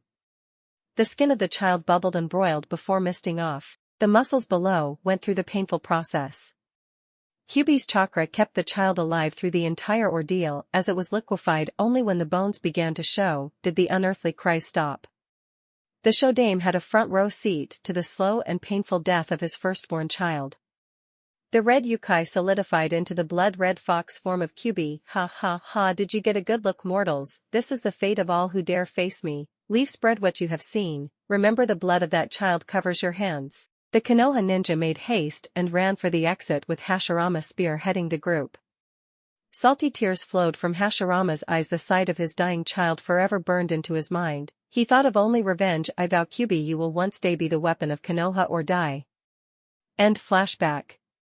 Clearing her throat, that was but the first of many attempts to harness my powers, and each failed just as the first. Shodaime's second child faced the same fate. Nidaime's 3 children each were ripped apart from my yukai. Sandaime used 3 of his 5 children, and those 3 perished as well. Finally the attempt stopped. 30 years I slept undisturbed until the Yondaime himself entered my domain. He opened one of his scrolls and outspewed thousands of his Hiraishin kunai. Using his Fuinjutsu, he teleported around me, slicing at my quickly reforming body. Successfully earning my anger, he retreated to the entrance of my home. The Namikaze taunted me, a daring game against my power. I chased him out of my chambers. He must have stashed his kunai along the way, for every time I would near attack, the Yondaime would flash a few hundred away. Finally we reached Konoha, and he stood in his sealing circle, with Naruto wrapped at his feet. I watched the Hokage flash through many seals, before he slammed his hands onto Naruto. Nothing happened, so I launched a Bija ball of yukai into the village, leaving large craters and many sectors of Konoha in ruin. I charged another up by. I was stopped, black chains raining from the sky, immobilizing. I watched as the gods of old descended from the sky. Their eyes fell upon me, and ethereal hands reached into my body and pulled my spirit out. The same occurred with Naruto. The black chains slithered around the spiritual form of Naruto. Taking a deep breath from her long story, Kiyomi's eyes were beginning to tear up from what she knew the next part of the tale was. Once those chains had stopped, my soul and body were dragged into the small form of Naruto. From then on I only remember blackness, except when he had entered life or death situations, which were far too many for a child of his age. I caught fragments of his pain and emotions when sealed within him, until his death when he was 15. Mei knew beforehand Naruto had died, but at 15 he should have barely been a genin. What happened? How did he die? Choking back a sob, she could see the execution through Naruto's eyes. He was executed by the Yondaime, his own father. Kiyomi went on to describe the method of execution the Namikaze employed on his own son. The contract struck with the gods by the Yondaime was that when Naruto died of natural causes I would die with him. Fortunately Namikaze broke the deal halfway through, so Naruto followed me to where demons go when they have died to be rebirthed or destroyed. Wiping the tears from her bloodshot crimson eyes, Kiyomi continued, Naruto hasn't been the same since. His only goal is to destroy all of Konoha and execute his father the same way he had done to him. My own demonic rage now flows in Naruto, empowering his darker thoughts and primal instincts. By the time Kiyomi's long tale had ended it was midday and both women were starving, but looking at the meat that Naruto brought they suddenly could go without another meal. They moved their discussion from the cave to the rock shelf at the exit of the yukai-made cave. Kiyomi learned a lot about Mei, like how the bloodline user loved crispy shrimp rolls, and she no longer wanted to become the leader of Kiri. Mei on her side of the conversation learned more of the demoness, like her favorite thing was the euphoric feeling she got from drinking the blood of other demons, and she wished to bring Naruto back to the caring boy he once was. The sun began to set behind the mountains and the thundering of massive power being unleashed slowed to a stop. Watching the sky intently they searched for Naruto, and find the blonde demon they did as his body shot through the dissipating clouds and smashed right into the side of the dormant volcano. The deep hole punched into the mountain could easily fit a dozen people. Kiyomi and Mei peered into the gouged earth and saw the burned and blackened body of Naruto. The demon's wounds were healing, but they could tell he had put himself through hell. Lifting Naruto, the woman brought him up to the cave. gently placing him on the cold rock floor. Kiyomi began to flow her yukai through her partner. The deep purple yukai flitted off their bodies as the soothing effect the combined energies made. Assuring that he felt no long-lasting effects of his injuries, Kiyomi placed his head into her lap and ran her soft fingers through his hair. Mei watched Kiyomi's action that a mother, or possibly lover, would only do. Feeling the pang of loneliness, Mei continued to watch. In Naruto's unconscious state, his mind running through his memories, screaming at the nightmare of faces and events swirled around him like an uncontrollable whirlpool, and he was being dragged to the bottom of it. When his screaming stopped, his eyes glazed over, content to give up and just die to escape his agony. Then he felt something. It started with just the soft caress that flitted across his unblemished skin. Then the feeling spread and deepened. It flowed through him and soothed all his fears and pain. The whirlpool of memories stopped and he just floated in the darkness, enjoying the weightlessness this unknown feeling gave him. Finally, after a plethora of restless nights filled with nightmares, he simply cried tears of joy at finally being free from them, even for only one night. Naruto's joy affected his reality as well. His chakra lightened, became soft once again. The oppressing thought Kiyomi always felt from him quieted till she could feel none. And largest of all, a few innocent tears flowed down from his eyes for the first time in many years. Kiyomi couldn't help but smile at this. Naruto returned to normal, if for only a little while. Leaning down, she placed a chaste kiss upon his forehead. This was the Naruto she remembered. The demon couple awakened from their slumber to the embrace of each other. Naruto unfurled his wings and briefly outstretched them before bursting into dark mist and disappearing into his back. Kiyomi gave an exaggerated yawn and wiped her sleepy eyes. Briefly craning her head, she stole a quick kiss from her immortal partner. "Good morning, Kiyomi." "Morning, stud," she responded with a wink.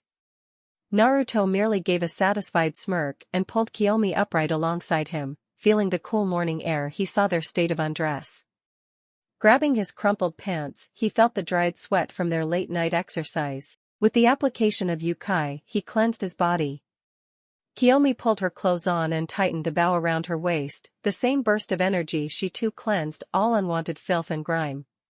Now back in presentable fashion, they gazed searchingly around the cave for Mei. No trace left inside, but the duo picked up her scent outside and saw her still in the torn clothes they found her in. Kiyomi walked to the sleeping woman and gently shook her shoulder until she stirred from her sleep. "Wakey wakey, Mei, we have much to plan." Mei opened her dilated eyes and quickly closed them at the morning sunshine lighting the blue sky. Getting to her feet, Mei stretched widely, and immediately her torn dress protested against the wide movement with a loud "raiyipe." A large tear started in the center of her breasts and went midway down her torso, leaving little to shield her chest from view. The Yotan woman crossed her arms to protect her modesty after almost giving the demonic god and goddess a free show of the girls.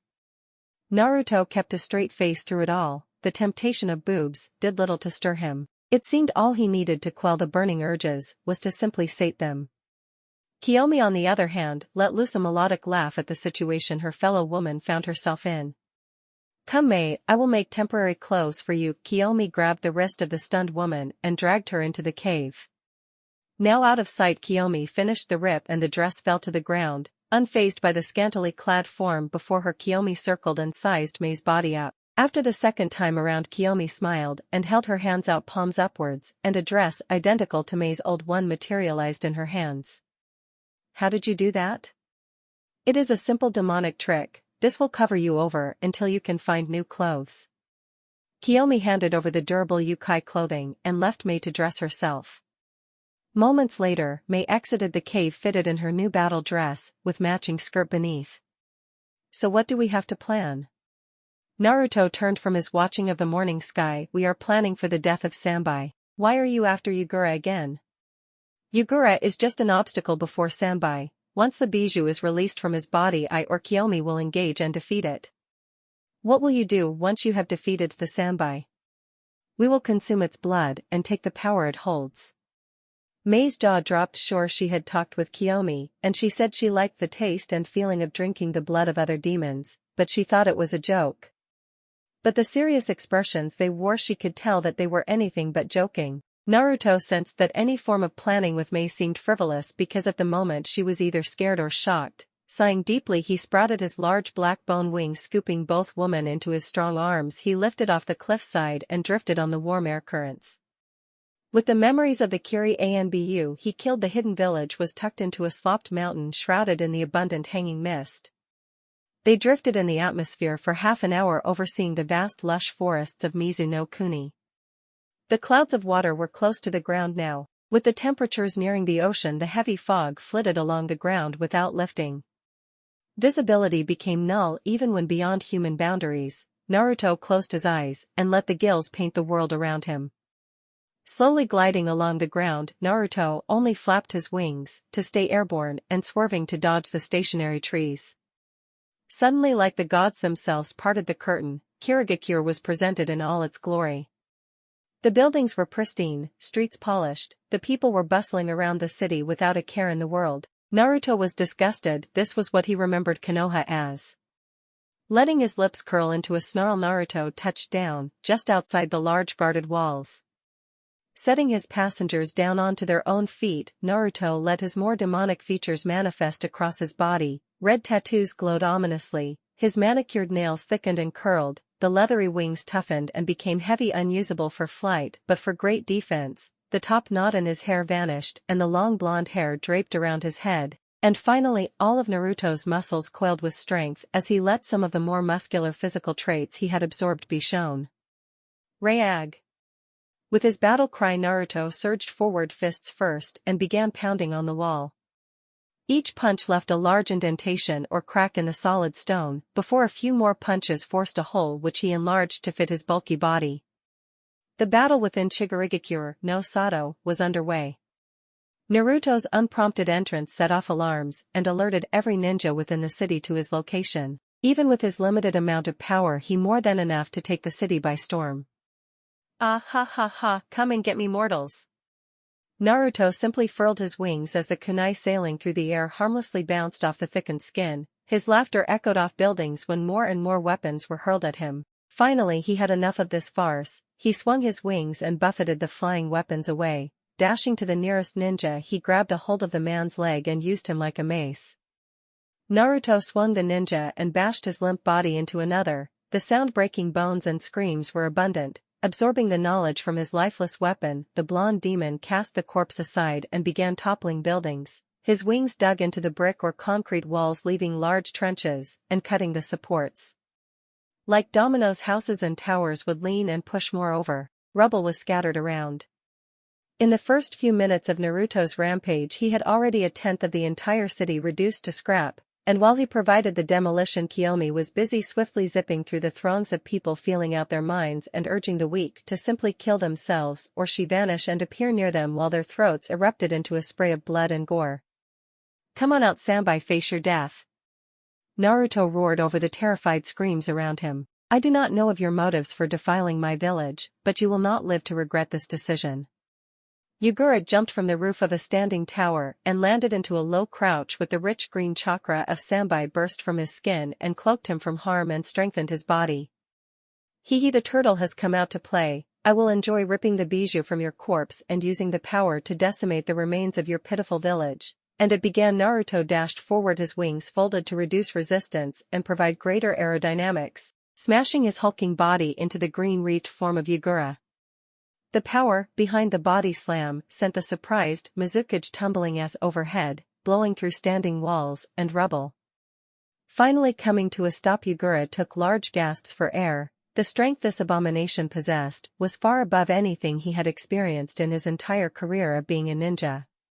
Naruto's body parted the hanging dust with a whoosh and Yugura rolled away, narrowly dodging the crater-forming attack. The Mizukage watched as Naruto launched out of the crater and landed just on the edge of the dent upon the earth. You are not human or beast. Your intelligence suggests human, but your body is that of an amalgamation of animals.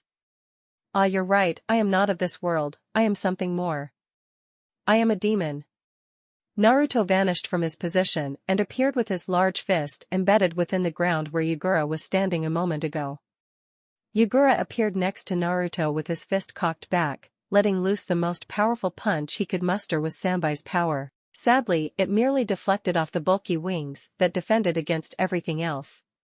With the punch moved away, it left a half of Yugura's body open to attack. Boom! The sonic boom was created from Naruto's punch. Once again Yugura rolled and flipped across the ground at the power behind the punch. The bijou cloak protected much, but he could still feel the fractured ribs repairing themselves. Standing once more, Yugura flipped through a fast pace of hand signs. Suiton, Ashitama, the large stream of water blasted through the air. Naruto watched as the water raced towards him. Taking hold of one of the outside structure bones from his wing, he wrapped it around himself like a shield, with his arm acting as more support against the pressurized water. Finally it hit like a train. The water pushed him along the ground, his clawed feet digging into the dirt for traction. Finding a solid foothold, Naruto grabbed his second wing and held it next to his current protection, and he pulled them both into the stream and angled them to cut the water. It felt like the water had slowed to the pressure of a garden hose, but in reality, his angled wings cut the water like a knife, rushing through the stream. He could feel the terror within Yugura as he raced against his most powerful attack. The water pressure was now unsteady, the fear working against the chakra control. Reaching the terrified Mizukage, he knocked the hand seal aside and the jutsu stopped. Before Yugura could evade, a large clawed hand wrapped around the scrawny neck of the Jinchuriki and lifted him clear off the ground. All out of tricks, Yugura, I have a special friend just waiting to meet you. Mei landed next to the combatants and glared at her enemy. So you brought the escaped woman. She was no match for me months ago, what changes now? Yugura gasped out around the throat, closing grip on his neck. Oh, you think Mei is here for you? No, she cares nothing for Kiri, so she has no quarrel with you, but that man. He gestured over to the arrived AO. No, my special friend is the Sanbai himself. Naruto reared back his hand and plunged his clawed fingers through the stomach of Yugura. It was immediate as the green chakra misted out of the wound and floated along the ground before building itself back into the giant turtle of legends. Rag! Sanbai roared, its freedom complete. Turning its open eye onto the bleeding form of Yugura, it quickly stomped a large foot on the man. Yugura, the Yondaime Mizukage of Kirigakure, was dead, by his own bijou, finishing the deed. The bijou sniffed the air, and it began searching the ground for the source of the power it sensed. A young demon has freed me, no time for talk, your power shall be mine. With that, the Sanbai drove it head to the location of Naruto, intent on simply eating him and being on its merry way. Dodging the gaping maw. Ah, Sanbai, you and the other 8 bring such shame to us demons. You are nothing more than animals searching for your next prey. The Sanbai roared and let loose multiple water torrents from its mouth. Naruto dodged all of the well-aimed shots except the final one. Like slow motion, he watched it closed in on him. Has all of this time been wasted up to this moment? My revenge never complete, my feelings for Kiyomi unexplored, and oh, I must survive, I will live. I just have to move. And like that, Naruto vanished from his spot in a swirl of water, appearing yards away. He stood wide-eyed at what he had just done. The Shunshin, it was a jutsu, demons couldn't do jutsu. Well, maybe if he could do one, maybe he could do another. Rolling through the hand signs for a Suiton he had absorbed from one of the ninja Suiton, Suryudan no Jutsu. The large watery dragon formed from the water flowing out of destroyed plumbing. It quickly raced around Sanbai, pelting it with dense shots of water. Finally, the large dragon just flew headlong into the side of the beast, toppling the great turtle and forcing it to fall onto its belly. Leaping onto the shell of the demon, Naruto began unleashing stone-shattering blows, and the shell dented and cracked beneath the hits. It happened, his fist penetrated the thick shell. He grabbed hold of the edge of the hole and began ripping off more pieces, making a larger and larger gap in the impressive defense. Naruto could see the pink blood-filled flesh below. Before the shell could repair, he dropped inside of the demon. It was pitch black within the shell, and only the blue yukai, dripping from the blonde demon's hands, lit the surroundings. The inside of Sanbai was like a feral demon's wet dream. Power-filled blood was everywhere. All he had to do was break open the soft protections and drink to his heart content. Naruto did just that. The Sanbai roared in pain. It could feel the pest within itself, tearing at its flesh and draining its power. The Sanbai had no defense against an inside attack. No one had ever thought to force their way into its protective shell. Many had went for the thick, toughened, exposed skin around its head. The feelings of its power being sapped away deluded its mind. Sanbai had no escape from this kind of attack. He would die no matter what he tried. The only change between outcomes is one had far less pain. Resigned to his fate, Sambai focused on the ingenious demon ripping him apart and simply let his power go. Inside with Naruto, he was getting all he could consume, shoving fistfuls into his mouth, but the blood started flowing faster and filling the place. Soon he was swimming in the red liquid. The blood started spinning round and round, a whirlpool with him at the bottom. The flesh of Sambai turned into the liquid and joined the large torrents. On the outside, it looked to be the Sambai was imploding. Its shell caved in, the head and legs were pulled into the large red tornado. Naruto touched down on the ground when the blood started forcing its way into his mouth and eyes. Unable to move, he felt the power of Sambai adding to his own. Naruto was now a tailed beast. He would gain an animal form custom to him. Once all of the blood had forced its way inside of the young demon, the changes began. His arms and wings met, fusing, becoming one. Fur sprouted black as night. Naruto's ears pointed and migrated to the top of his head. His face morphed and became fox-like. A smaller set of wings grew from below his current ones, just as powerful. His new Pipistrellus, one body, lacked the webbing between the legs, providing him with greater mobility on ground, but flying would be difficult. His entire eye began to glow red. No longer did he have an iris or pupil, just a deep glowing red. Lastly, his body began to grow, first 10 feet, then 30, 50, finally he peaked out at 75 feet. Invigorated with power, Naruto let loose his first cry as a bijou screech. The pitch of the scream forced all within a mile to cover their ears. Minutes earlier, Mei had engaged her former trusted commander. You will be taken prisoner once again, Mei Terumi, to face treason and war crimes against Kirigakure no Sato. The Yotan woman's laughter began with a slight hitch in her breath, and it grew into a loud mocking laugh. After she had controlled herself, no Ao, you won't surprise me like last time. Today you will die with Kiri. Mei shot forward with a haymaker. Skillfully dodging, Ao spun for a backhand, but the woman blocked with a raised forearm. Kicks and punches were ineffective. Separating Mei begun her hand signs Yotan, Yugon Tama. Large red globs of molten rock burst from her mouth and sped towards the man. Suetun, Mizurapa. Ao retaliated. The water rushed over the lava. The water did little to slow the speed, and the now solid chunks impacted his body, bruising him and cracking his sternum. Coughing, his breathing was difficult to control, and already he could feel the flesh beginning to swell. He watched Mei dash towards him, turning his body to evade the punch. He felt his sternum move and grind together. Ao body seized in pain and received a right hook to the face. Stumbling back, he was struck again, left, left, finally, and uppercut landing hard on his back. His face was bruised and blackening. Ao watched the woman approach him, then he heard the deafening screech, and Mei covered her ears. This was his chance. Drawing a kunai from his pouch, he flipped to his feet, ignoring the pain, reaching out with his arm to slay to enemy.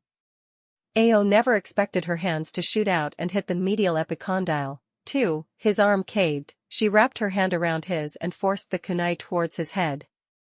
The kunai slid easily into the soft tissue of his chin and through the oral cavity, and piercing the lower parts of his brain. Ao, the ex-rebel commander, knew no more after Mei twisted the kunai and ripped it out. Blood poured from the hole, and the body fell to the ground in a growing pool of blood. Kiyomi watched the gigantic bat screech. He had done it. Naruto defeated Sambai and took his power as his own. Running swiftly across the twisted metal and rubble, she jumped onto the midnight fur of Naruto. Climbing up the behemoth, she reached his head and wrapped her hands around his fur and sat comfortably among the softness. Naruto felt his lover adjust within his fur and felt a small smile grow on his vulpine-like face. Scanning the ground, he saw the rich blue kimono of Mei and used one of his winged arms to scoop her up and place her next to Kiyomi. Tensing his large wings, he blasted into the air. The gusts of wind he produced kicked up mountains of dust. Once high above the ground, he circled the half-destroyed shinobi village. Opening his mouth, a deep blue sphere grew between his lips before he fired it straight into the heart of the village. Nothing happened for a moment after the energy impacted the earth, but soon enough the entire area was consumed in the explosion that ensued. People were incinerated, buildings evaporated. Only a large desolate circle was left where the bustling village once stood. Kirigakure no Sato was no more. Ri Namikaze woke with a yell. Her nightmare had come back. Kyubi had slaughtered everyone and stood glaring at her. Then the demon spoke. The time has come, Ri Namikaze. I am reborn, and Konoha shall be trampled beneath my crusade. Kyubi wrapped his bloodied hands around her throat and lifted her clean off. He ground. Ninja will fall, people will die, the world will be forever changed. I have arrived. The nightmare terrified her into hyperventilation, the hatred within Kyubi glowered just beneath the blood-colored eyes. This was the first time Kyubi had ever spoken. It was time to tell her parents of the disturbing themes her sleep had conjured. Rei Namikaze wandered from her comfortable room, finding her older brother and parents sitting around the dining room table. She sat herself as far from them, with what she planned to tell them. They would react. "Mom, Dad, you know how I haven't been sleeping right these past years," the young girl said. The parental duo gave her a questioning glance. "Yes, we had Anoichi himself check you out. He found nothing out of the ordinary," Minato answered. "I know what has been disturbing me this whole time. Just never wanted to say anything." The red-haired girl felt ashamed and turned her yes towards her lap. "I have been having nightmares of the execution day of Narqb." She caught herself before speaking the forbidden name. Both Minato and Kushina shared a relieved look. "Honey, the Kyubi is gone, forever banished from this world," Kushina said in a loving warm voice.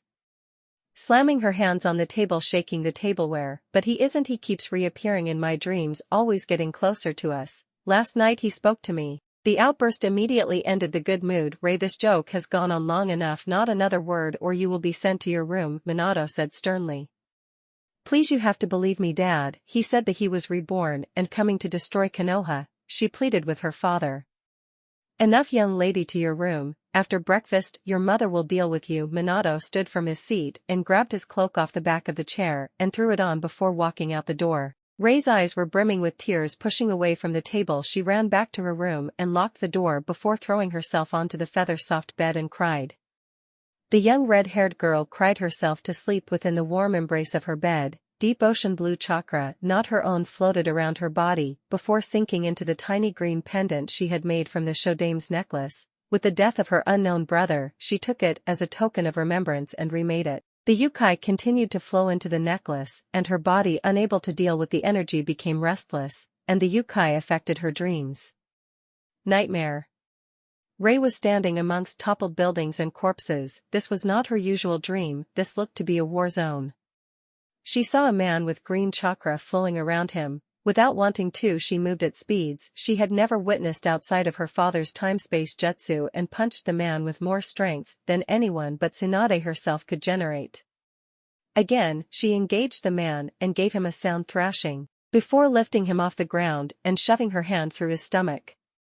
The green chakra gushed from the wound she had inflicted and formed into a giant turtle. She dropped the body and zoomed to another location to avoid the foot that stomped her previous position.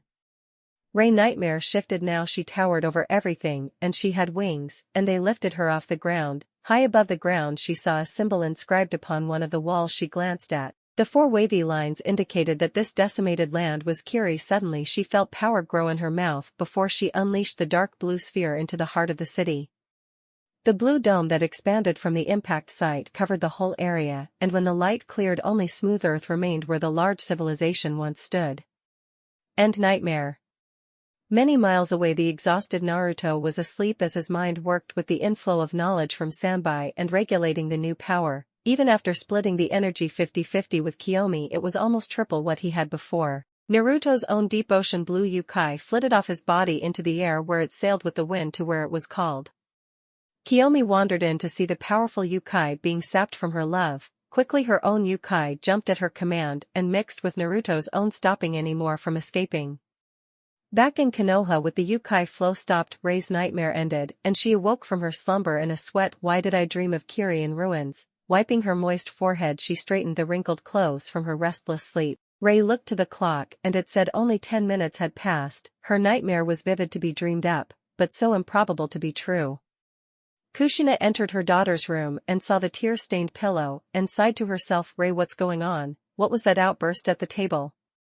Kushina wrapped her arms around her child and hugged the young girl into her chest.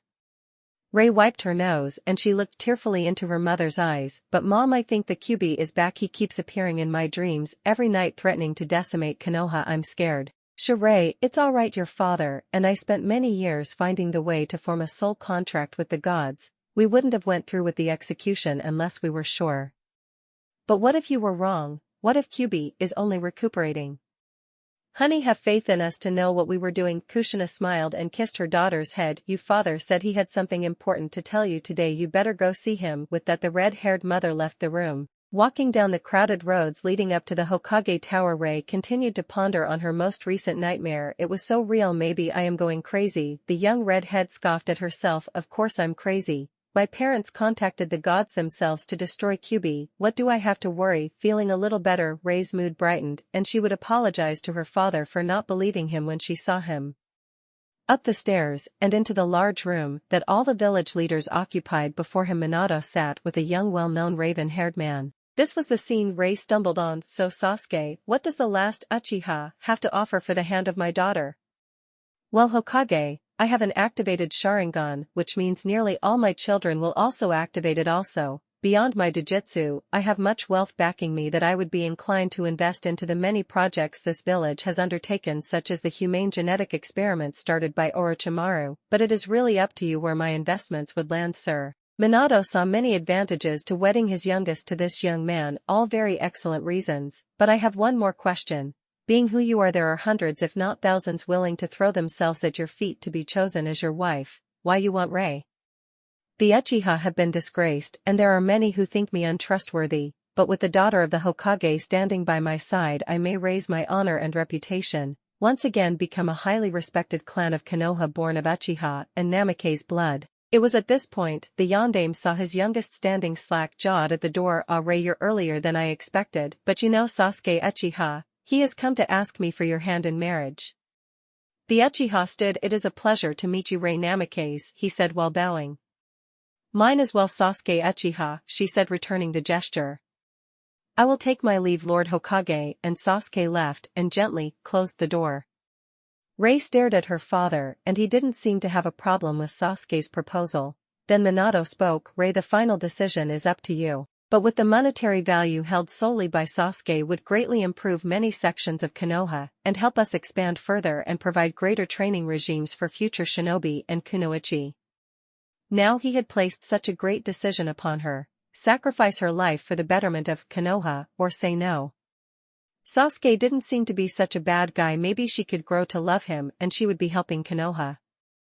Dad, I think I accept, for the greater of Konoha, right? Minato was happy his daughter had accepted and Konoha would grow. Excellent, Rei. I will write up the date for the wedding and have it sent to Sasuke. Standing up and rounding his desk, he wrapped his daughter in a tight embrace. My little girl is so grown up. Wrestling from the hug, Rei looked at her father. Dad, about this morning, I'm sorry, it's just these nightmares seemed so real I was scared. It's alright, sweetie, everything is okay. Time skip days later in Konoha. It was a cool evening in the village, and tonight was the first meeting between the engaged Sasuke and Rei since the proposal. Sasuke booked the most expensive restaurant with the best table they had. Being a wealthy Uchiha had many perks. Dinner was uneventful. They made simple conversation and chatted about various topics hot amongst the village, such as the terrifying news of Kirigakure being eliminated from the face of the earth being one of them. Rei's dream came true, so she was a little off during the date. Sasuke paid the bill, and walking down the empty streets of Konoha he turned to his date. Rei, would you like to come back to my place for some tea? Now Rei Namakase was only 15, newly engaged to an older 18-year-old man. She had very little experience in relationships, being isolated with her family for so long, so tea meant they were having tea. Sure Sasuke, I would love some tea. Oh, how naive she was. Entering the luxury clan head mansion left behind by the Uchiha, the couple sat down on pillows around a small table, smoothing out the wrinkles in her ankle-length white kimono with black petals dancing around the fabric. Rei sat in the silence as one of the servants set the mint tea down and poured 2 cups. Sasuke waved the servant off and began to sip his tea. You are very beautiful, Rei.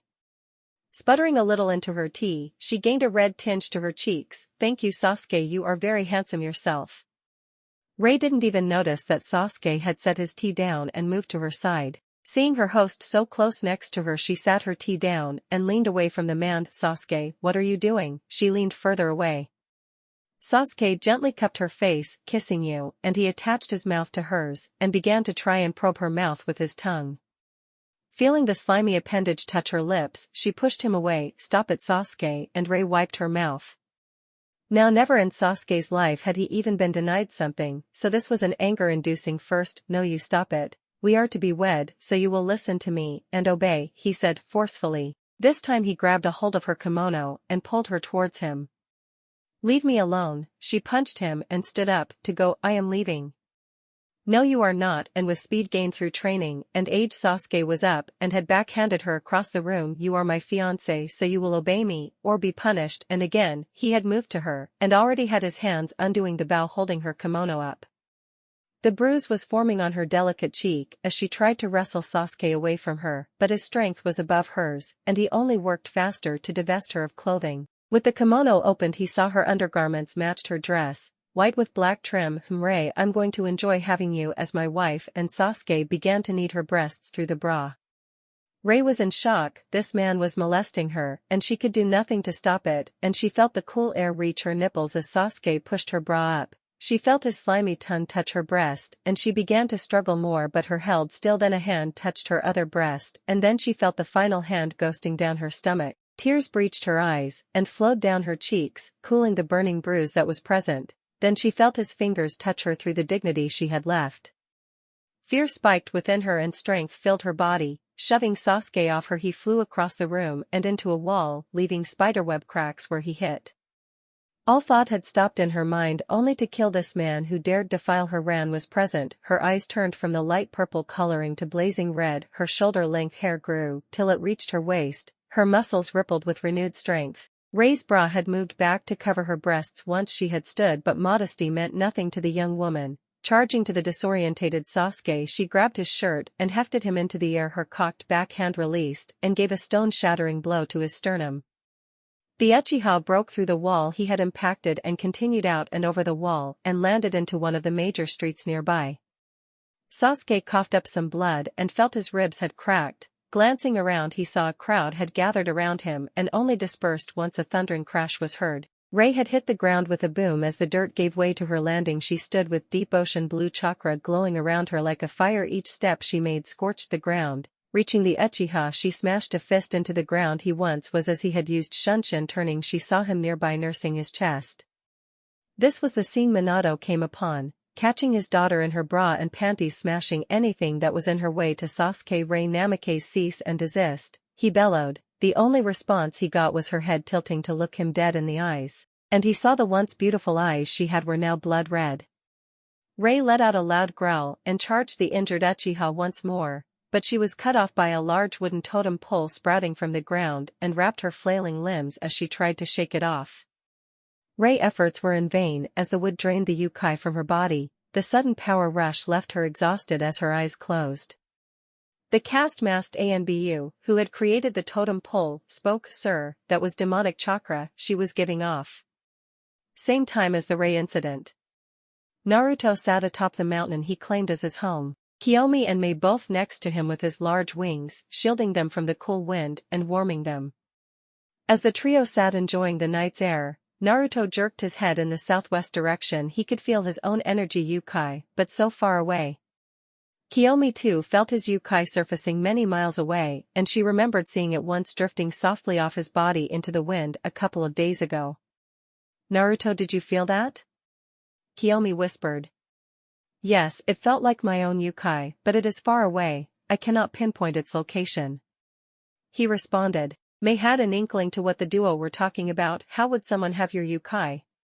Kiyomi shared what she saw a few days prior. A couple of days ago, Naruto, I saw your body giving off Yukai while you slept. I immediately stopped it from continuing, but it seems someone is drawing energy from you. The blonde considered the possibility of someone being able to draw his Yukai from so far away. They would need a conduit for his caustic power, something to purify it, and the only thing that had been able to purify it so far was the combination of his own Yukai with Kiyomi's. I will have to be wary of this and follow my energy to the person using it. The sun had long fallen and the moon had taken over the skies. Kiyomi softly snoozed against his side with his wing folded over her. Surprisingly enough, Mei also had snuggled up to the demon and clutched to his wing tightly. Sighing in mild amusement, he gently picked both up, one in each arm, and brought them into the safety of the cave. Placing Mei onto her stone bed, he released his hold on her and went to move, only to be stopped by the strong hold she had with his wing. Again picking up the woman, he stomped his foot and let his Yukai reshape the rock. The rock reformed into a large raised slab large enough to fit the man and two women. Laying down with both stunning girls on each side, he let his yukai prod and pull against Kiyomi's own yukai till a large misting blanket of royal purple covered the trio. With the soothing chakra flowing over them, Naruto's eyes were rapidly closing, and before he knew it, a peaceful sleep had claimed him. Back in Konoha. After Rei's rampaging attack on Sasuke, she was released from the wooden confinements and returned to the Namikaze mansion, where Kushina put her to bed. Minato Namikaze was in his large office surrounded by his best advisory council as they continued to throw out possibilities on how Rei had released the demonic chakra, and so far nothing made sense. The first theory was that she had been possessed by a demon, but it was shot down since the Shodame's necklace she wore would have repelled and restrained any demons releasing the yukai. The second theory was she had developed demon yukai instead of regular chakra. That too was shot down after she was tested and only human chakra was found. The final theory was she was a hidden Jinchuriki. Minato himself laughed at the idea of his own daughter containing a beast. To sate the curiosity, he himself checked his daughter for any unknown seals, and none were found. Unknown to everyone, the Shodame's jewel was never intended to control any bijou over four tails. It was his final gift to Konoha to fight against the Jinchuriki. At the day of Naruto's execution, his body was releasing constant streams of Kyuubi's yukai and some of his own. While the necklace continued to restrain and purify the demonic chakra, it failed in the last seconds of Naruto's life. The jewel lost the self-replenishing chakra of the Shodame and became filled with the mix of Kyuubi's and Naruto's own.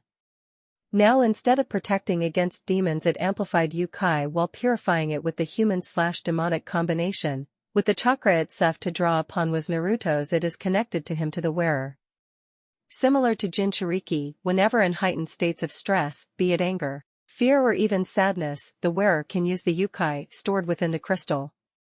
While Rei slept peacefully in her bed, the jewel called to its parent yukai to replenish the amount its wearer had used. Slowly but surely the deep blue yukai seeped through the window and walls like a ghost and drained into the small green jewel. As the pendant absorbed more of the chakra, it changed from the sea green color to a cyan hue, and the more stored, the deeper blue it became. Back with Naruto, he awoke to the subtle feeling of his yukai separating from the purple-purple mix and drifting away. He watched as his yukai heeded the call of another. With his chakra, a part of him, he let himself flow with it. The out-of-body experience was peculiar. He had none of his sense to tell him what was happening. He was only being drawn towards an unknown destination. No sense of time or space as he drifted with his chakra until the pulling stopped and he could feel once again, although he only felt the pulsing chakra of the person he assumed was calling his own power. Letting himself flow into the constant moving stream, he was surprised to feel no resistance from the person, as human chakra didn't like to be mixed with anything but human chakra. Then it was like sorting through the memories of a person he absorbed, only now he had no control over it. He witnessed the dreams of this person, and he recognized the scenario. It was his execution, only it was different than he remembered. Never had he escaped his captors, but it seemed this person dreamed he did. Naruto was enthralled to watch the imagination of this person using him to kill everyone, until the dream version of himself stopped and stood looking at him. Assuming that he was witnessing the dream form first person, Naruto extended his power to manipulate this dream world. Taking control of his dream self, Naruto saw who was calling his yukai was none other than his own sister. Naruto's dream self morphed into his true form. Of all the people who I thought who would be stealing my power from me, you had never crossed my mind. Rei just stared, mouth open wide. The Kyuubi had changed shape. It was tall and was beyond peak physical conditioning and was something close to being a god. What's wrong, dear sister? You didn't think I would find out who has been stealing the little bit of yukai you have taken? Kyuubi? Naruto just had to hold himself from laughing at her. Ha ha ha, I am no Kyuubi yet, so little sister, why are you taking my power, hm? I don't know what you're talking about, Kyuubi, she responded. The blonde demon held his chin and thought, I don't believe you, cause I felt it being used, and I felt you once again calling small amounts to you. So don't try and fool yourself or me. Before Rei could shout any more, Naruto covered her mouth and heard something calling to him in a whisper, Master. Glancing around the dream world, his eyes settled on the small blue pendant. So this is the conduit you have been using. Wrapping his large hand around it, he could feel the crystal itself was pulling his yukai. Intrigued, he let more and more of his chakra flow into the jewel. He could feel it resonate with joy and contentment as he filled it. Finally, no more of his energy could fit within the small necklace, it felt alive within his hand. Opening his hand, the crystal rested in his palm. Watching, he could see his yukai trying to move with small yukai tendrils wrapping around his fingers and hand pulling itself back to rest between his sister's forming B-cup breasts. Lowering his hand from her mouth so she could speak, the first thing she did was try to pull the necklace off, only for the tendrils to appear and sink into her skin to anchor it securely to her body. Screaming in fright as this thing held tightly to her skin, she pulled with all she could muster, and not an inch was gained. While his sister fought with the amusing item that seemed to like her, Naruto found it beneficial to update himself on how his home was doing. Leaving the girl to fight the necklace, he broke through the thinly woven dream and plunged right into the memories. He watched everything from his death to her rampage against the Uchiha, stifling a laugh at his defeat. What seemed to be hours, Naruto returned to find his exhausted sister laying in her dream, still weakly pulling at the pendant. Rei Namake's soon-to-be Uchiha. How does it feel that you're slated to be the mother of more traitors, and from what I have seen, rapists? Rei turned her face away from him. What does it matter to you, Kyubi? It is, for the greater good of the village. Ah yes, the greater good of the village. So many atrocities and deaths have been for the good of the village, he said snidely at the ending. My own execution was for the village. Tell me what your father told you that called for my death. Now that was an already answered question. Naruto had committed all her memories to his own. He said you rampaged and attacked Konoha ninja for many years. All the previous Hokage tried to stop you by sealing them within their children, and every time you would escape and kill your host. First, I am not Kyubi yet, so stop calling me so. Second, everything you have been told by our dear father was a lie. All the records of Kyubi in Konoha coincides with everything I have been told. So you have thought that what he said were false if you checked all the records. Rei was backed into a corner. She had to admit that, so I didn't believe everything he said until I had checked it for myself. What's it you? Naruto could tell he was chipping away at her resolve. What it means is you are still redeemable, oh sister of mine. I will leave you with a question. Why did Kyubi never attack Konoha directly if it sought blood until the day of my sealing? Until then, little sister, you may continue drawing yukai from me, if only to survive the village. With those parting words, Naruto vanished from her dream. Rei awoke to the morning sun. Her dream was not real. She looked down at the deep blue pendant and lifted the chain from her neck. She almost had it removed from her until the tendrils she had come to hate emerged and pulled itself back into place. She could practically hear the gem laughing at her as the yukai within shook with mirth. Quickly getting dressed, she would tell her father of the necklace and the events of her dream. Hopefully she wouldn't be written off as crazy. Back with Naruto. Feeling refreshed and better than ever, Naruto let his chakra dissipate from the purple cocoon and Kiyomi's own yukai receded. Naruto gently unfolded his wings, grateful the female duo had released them during the night. They disappeared into a haze of darkness and vanished into his back. Nudging his sleeping partners, Kiyomi, may wake up, I have quite a bit to tell you. Sluggishly the woman opened their eyes, and both felt amazing after that night's sleep. May rubbed her emerald eyes, clear of residue from sleep. What's up, Naruto? I have found the parasite taking my yukai, he said, trying to contain the laughter. Kiyomi was at full attention. She wanted to know who could do such a thing. Well, out with it. Who is it? It's not a who, but a what. It seems the necklace I had worn as a teen now calls to me, bestowing its wearer with my own purified yukai. Who is wearing the necklace then? Letting a chuckle past his lips, why, it is my own baby sister, Rei Namake's soon-to-be Uchiha. I had such an interesting conversation with her last night when I connected with the gem. So the trio sat down while Naruto explained his nighttime adventure from the journey as being his own yukai to the final words he left. Throughout his story, Kiyomi only ever asked one question, and it was, what are you planning for Rei? Naruto stopped his story to think about his answer. Why did he talk with her when he could have just took all his yukai back and then deal with his family when he went to destroy Konoha? Maybe it was curiosity about her and what he could have had as a child, or possibly he felt some sort of familial connection to his unknown sister. Whatever it was, Naruto felt nothing to learn of his twin like he sought to learn about Rei. He too was sort of baffled by his own proclamation that she could be saved. His answer to the question was, I don't know, I always wanted a little sister, but she will ultimately decide. Ending his story, he stood and told them what else he had learned from what he saw through Rei's past. Apparently Iwagakure has been testing the borders of Kumo. We could try to find another of the Jinchuriki. I know destroying Konoha with our current power would be simple, but I want to rake them over the embers of their village before I finish my goals in this world. Naruto turned to the Yoton user. Mei, what are you going to do now that Kirigakure is destroyed? Now the thought had crossed her mind, what would she do now that she had no home and the rebels would probably hope to rebuild or take off for greener pastures. I could ask to be dropped off at a nearby town, be a civilian, maybe I could teach the local children to survive and live a peaceful life, or I could stay with Naruto and Kiyomi facing Jinchuriki, killing ninja, and Bijou. It would be exciting. Now very few ninja ever retired, not because they died so young, but once you have experienced the many wonders of the world and faced high adrenaline situations, it was addicting. You can't stop wanting the rush of surviving dangerous missions. Being a ninja was a drug that you were hooked on until death. I want to go along with you, Naruto. Getting to know Kiyomi has been the greatest time I have had in a long time, and maybe in the future I would like to get to know you as well. Mei covered any deeper emotions other than happiness from showing on her face, but her thoughts were quite another story. Kiyomi could feel her attraction towards Naruto. Like a moth to flame, she would get closer and closer, knowing death was the outcome. To be one with fire, if only for a moment, before perishing.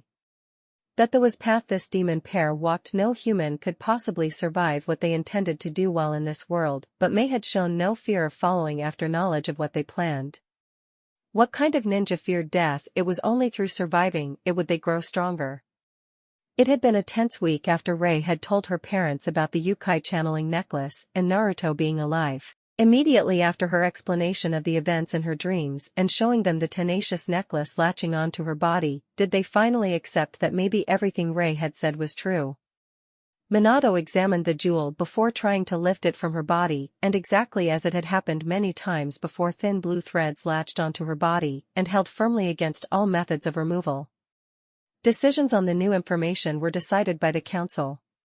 Flashback. Once again gathering his advisory council, they discussed how to proceed with the information that Naruto had somehow lived through his execution and became what they had once tried to destroy.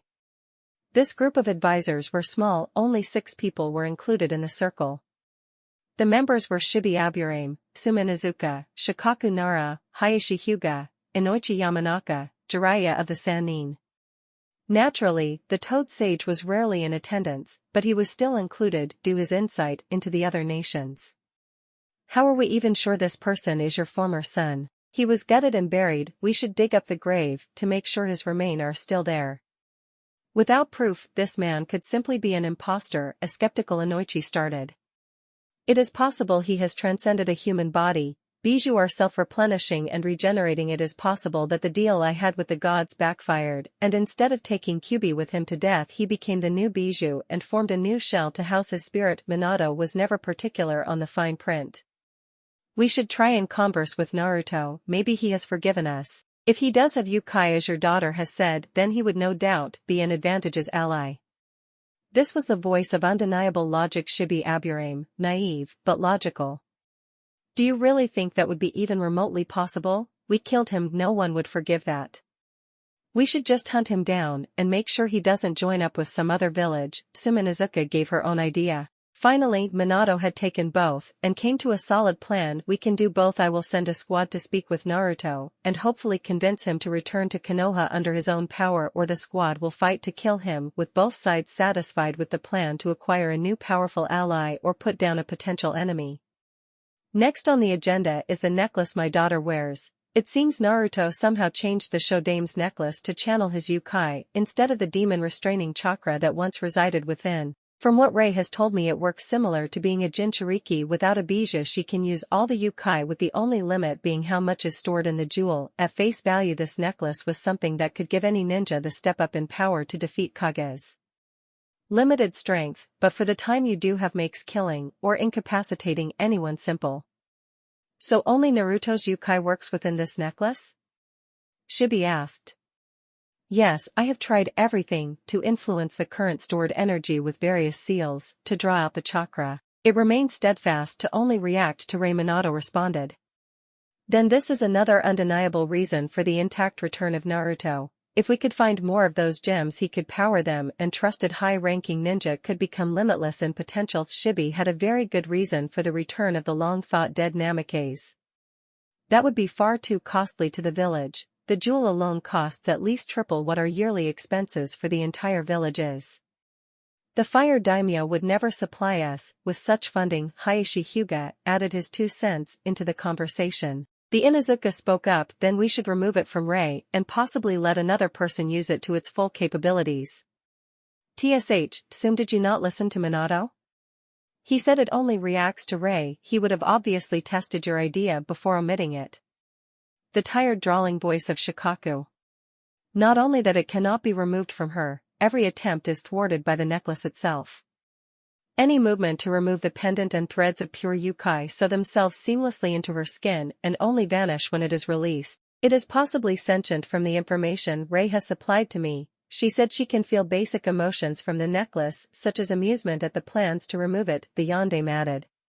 We will meet again when the squad returns, either with or without Naruto. The meeting adjourned. Everyone left their seats in the office and left Minato to sit at his desk. Rei will have to be watched with her contact with Naruto. If her display against the Uchiha was any indication, perhaps simply killing him would be worth the loss. I will decide if things go south, the yondaime thought to himself. Calling for his assistant Misako, please inform Kakashi Hatake, Sasuke Uchiha, Sakura Haruno, and Rei Namakase, they have an important mission that needs their expertise. Flashback end. Now we find Rei once again scanning all the record books of Konoha history. She had spent nearly every free moment since her contact with Naruto reading every significant date and event. She had even moved on to reading the K.I.A, killed in action, and M.I.A, missing in action, logs for the past 100 years. So far, she had found nothing in her search, and she was beginning to doubt the words left behind by her brother. HM Shodame had taken a platoon of ANBU out of the village on the 23rd day of summer to battle the incoming Kyuubi. They returned 4 days later, 22 ninja KIA, 4 injured, 4 unharmed. A year later he leaves with another platoon, and returns with only 4 of varying degree of injuries. But why would he only take 30 men with him when he should drive it off with larger numbers? Was the Kyuubi a seasonal destroyer who comes once a year to kill and ravage, then leaves again? But what reason does it have to do that?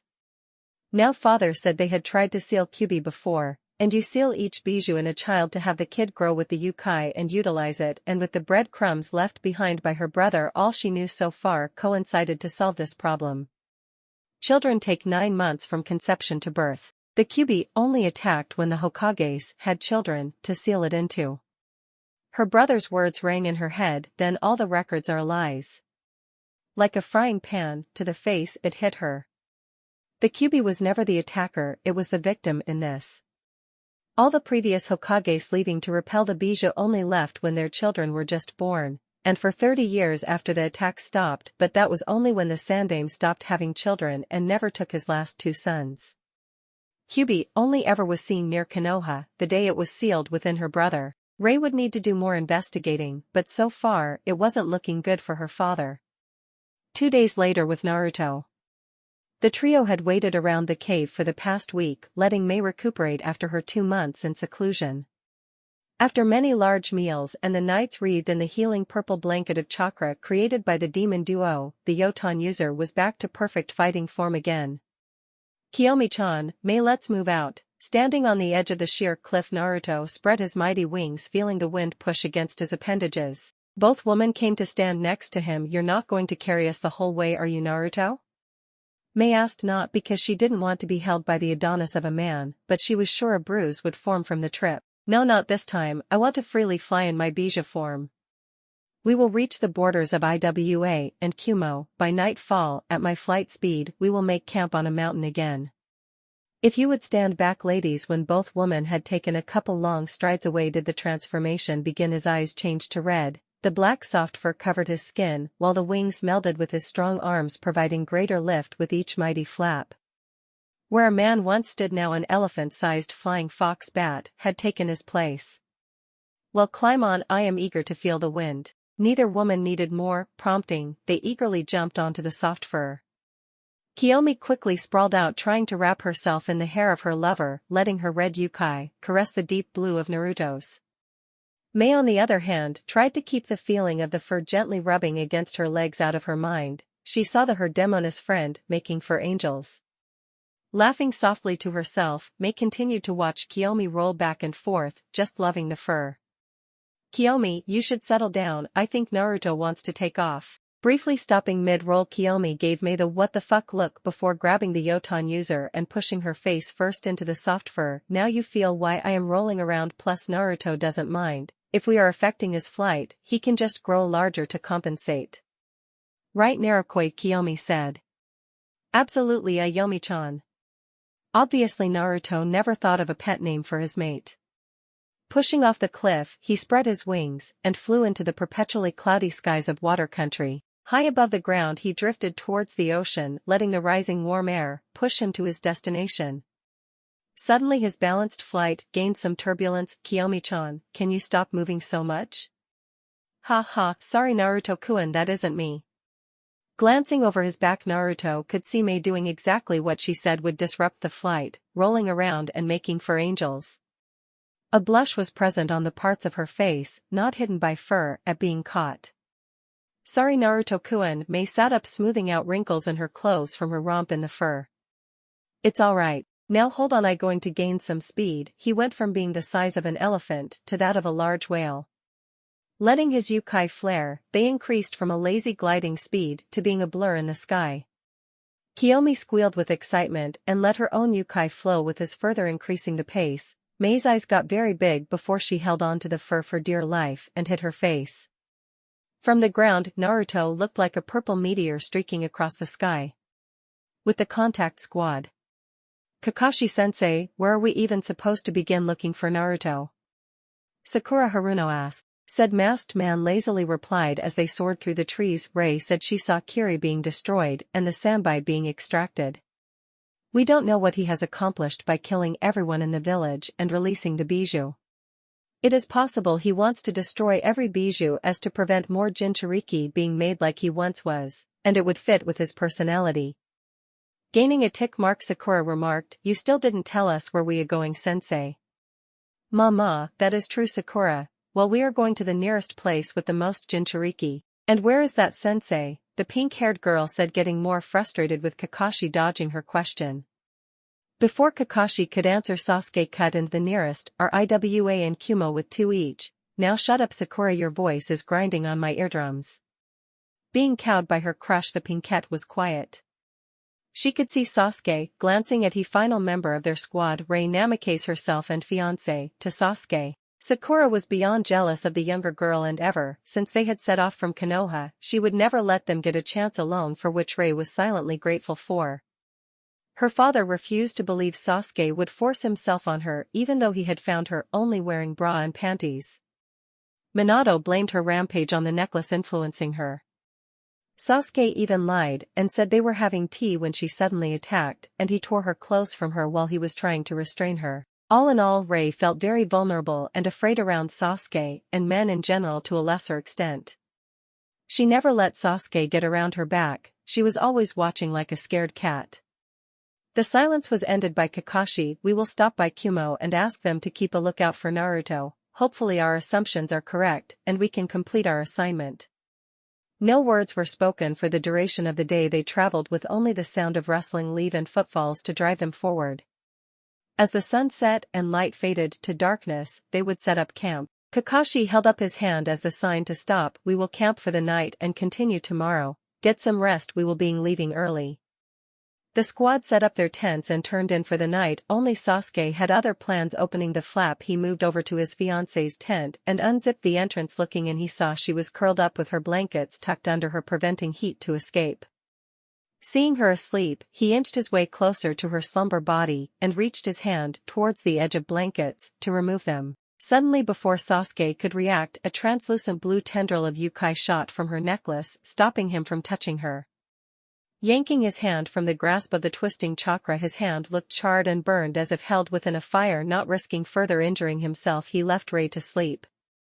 After Sasuke left Rei's tent, said girl opened her eyes and was trying to slow her fast breathing. She had known Sasuke would attempt to get near her again and was grateful to have the possessive necklace. "Thank you Naruto," she whispered while grasping the jewel, and as if the yokai could hear her words it hummed within her hands, filling her body with warmth. "Come on Karui, Omoi, stop being so loud, it's not cool," the ever-stoic and uncaring Samui spoke as she and her team scouted the borders of Kumo and Iwa looking for ninja activity and eliminate it. "Yeah Karui, what happens if we are overheard by the Tsuchikage and he pinpoints our location? Then sends ninja to take us out silently to open a hole in our defenses and sends an army in to take Kumo by surprise." The exaggerated story was spun by none other than the pessimistic Omoi. "Omoi, shut up, all your overthinking will get us killed." "Flat chest," Karui responded loudly. Samui sighed heavily, "So not cool guys." Little did these three Chunin know they were being watched and followed by the stealthy and vigilant Naruto as he sailed above the clouds their village was named for. Naruto had been watching these three ninja traverse the rocky terrain of Kaminari no Kuni. With little else to do, he would wait till they tired themselves out and he would swoop down and nab one and steal whatever secrets they know of the Jinchuriki and other ninja. Time was his as ally. He had been kicked out of the mountainside cave he had created shortly after dawn and told don't come back until sunset. Kiyomi had been strict with that order. He saw his prey make a 90-degree turn and dart towards the borders. Naruto flared his gills quickly and ascertained a picture of everything within a 4-mile radius. It seems there are 3 Iwa ninja hugging the cliffside on the Kumo side of the border. This should be entertaining. Naruto saw the 3 Chunin stop the Iwa nin and begin to converse. Nothing said mattered to the blonde demon. He would get what he wanted and nothing less. Before long, the Iwa ninja drew kunai and started pelting the area, only for the Kumo trio to swat them out of the air with quick sword swipes. "This is your last warning Iwa nin, leave peacefully," Samui said, "and Karui cut in or you will leave in pieces." The redhead leveled her sword to the enemy. "Iwa never retreats, get them." The masked Iwagakure shinobi started their hand signs. 3 individual cries of Doton, Doryuden, Doton, Doryuso, and Doton, Doryutaiga. The dusty dry ground quickly changed into slippery mud while a large brown dragon emerged from the soggy ground. While Team Samui was busy trying to avoid the dragon and keep balance on the mud, they forgot about the third jutsu. As Karui landed on the mud and brandished her sword ready to charge into battle, a sharp spire of rock shot from beneath her, narrowly dodging it, and while it missed the original target of skewering her, it still tore open a good-sized chunk from her kidney. Karui screamed out while the blood poured from her arteries and veins. Quickly forming up, Samui and Omoi took hold of her arms and hit as Karui tried to stem the blood flow. "God, it's not stopping. I don't think I will make it, guys," the redhead spoke through clenched teeth, while her clothes and hands were drenched in blood. "Don't say that we will get you out alive. If you die, who will keep me in line? I could be stuck rambling, and the enemy would get the drop on me. You need to be there to stop me." Karui Omoi was nearing tears as he heard his closest friend and secret crush bleeding behind him. "He Omoi, it sounds like you need me as a wife to keep you focused." Karui could feel her head getting light. Omoi wiped his eyes with his wrist. "Only if you make it out of this alive, Karui.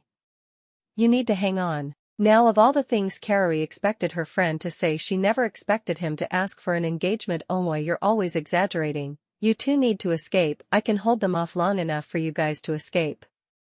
Samui was silent throughout the touching moment, feeling no need to intrude on their exchange until now. "I'm sorry Omoi, she is right. By the blood loss so far and speed of taking her with us, the Iwa nin would easily catch up.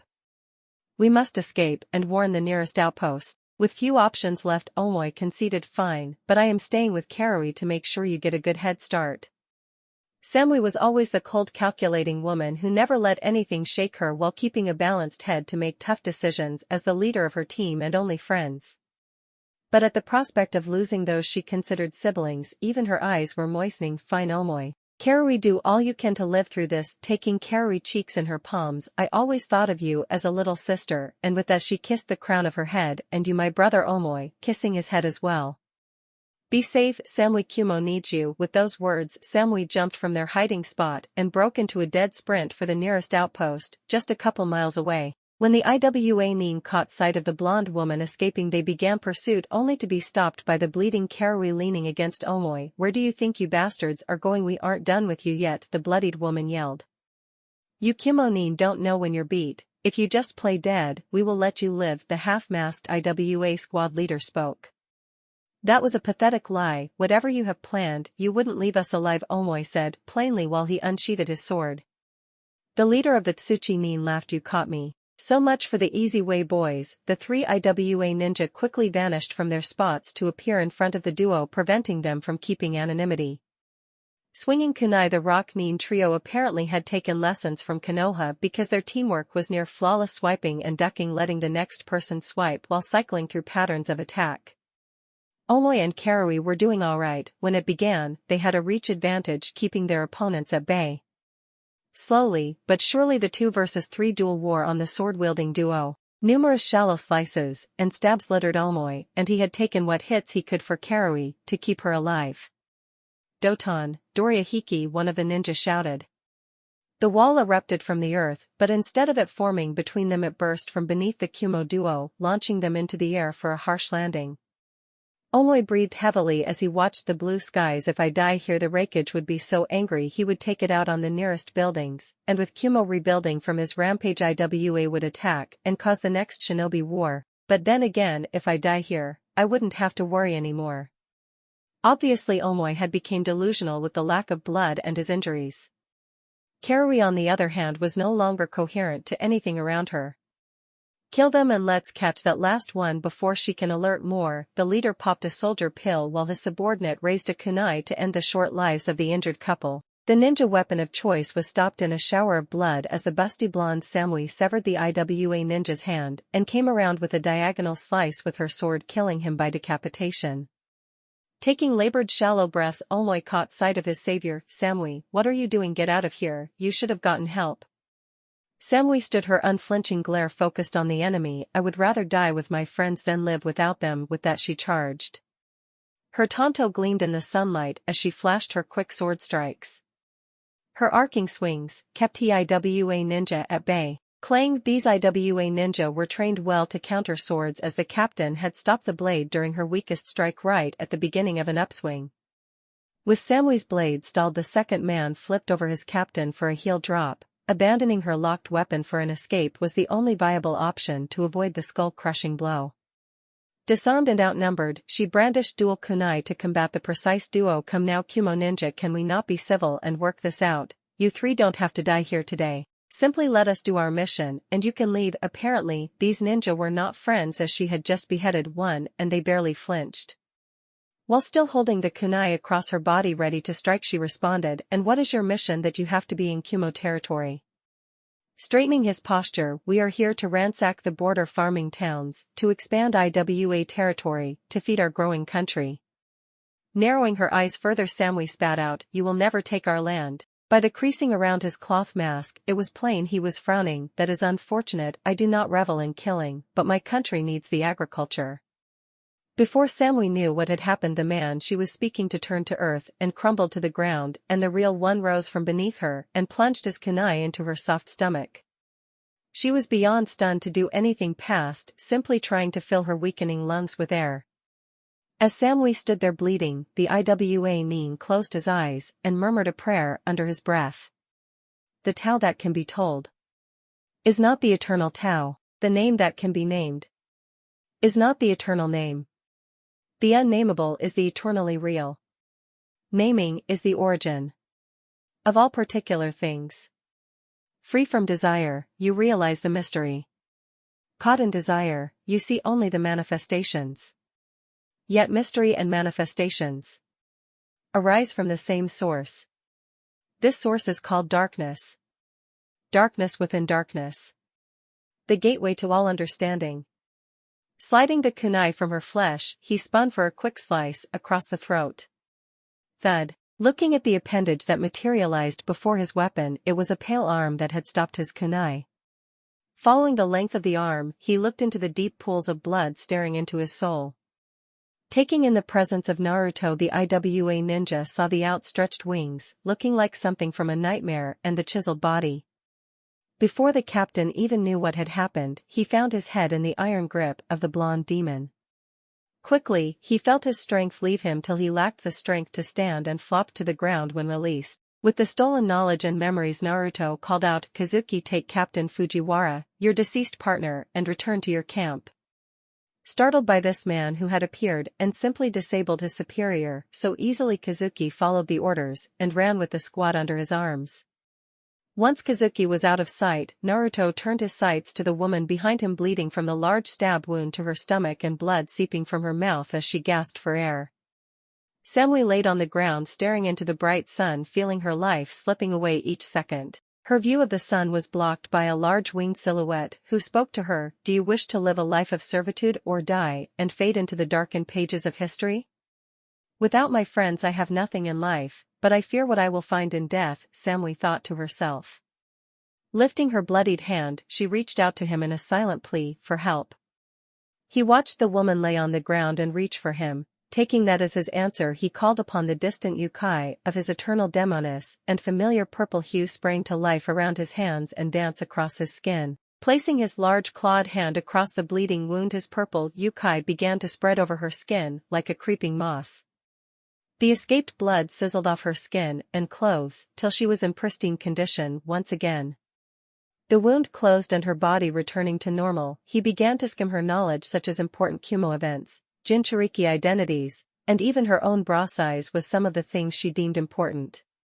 Last but not least, he witnessed her hidden emotions for her deceased friends holding each other in death. Shaking his head of the sadness Naruto felt for them, he used his power to shift her deceased friends to the base of the nearby cliff and sunk their bodies into the rock and used one of her memories to carve out an image.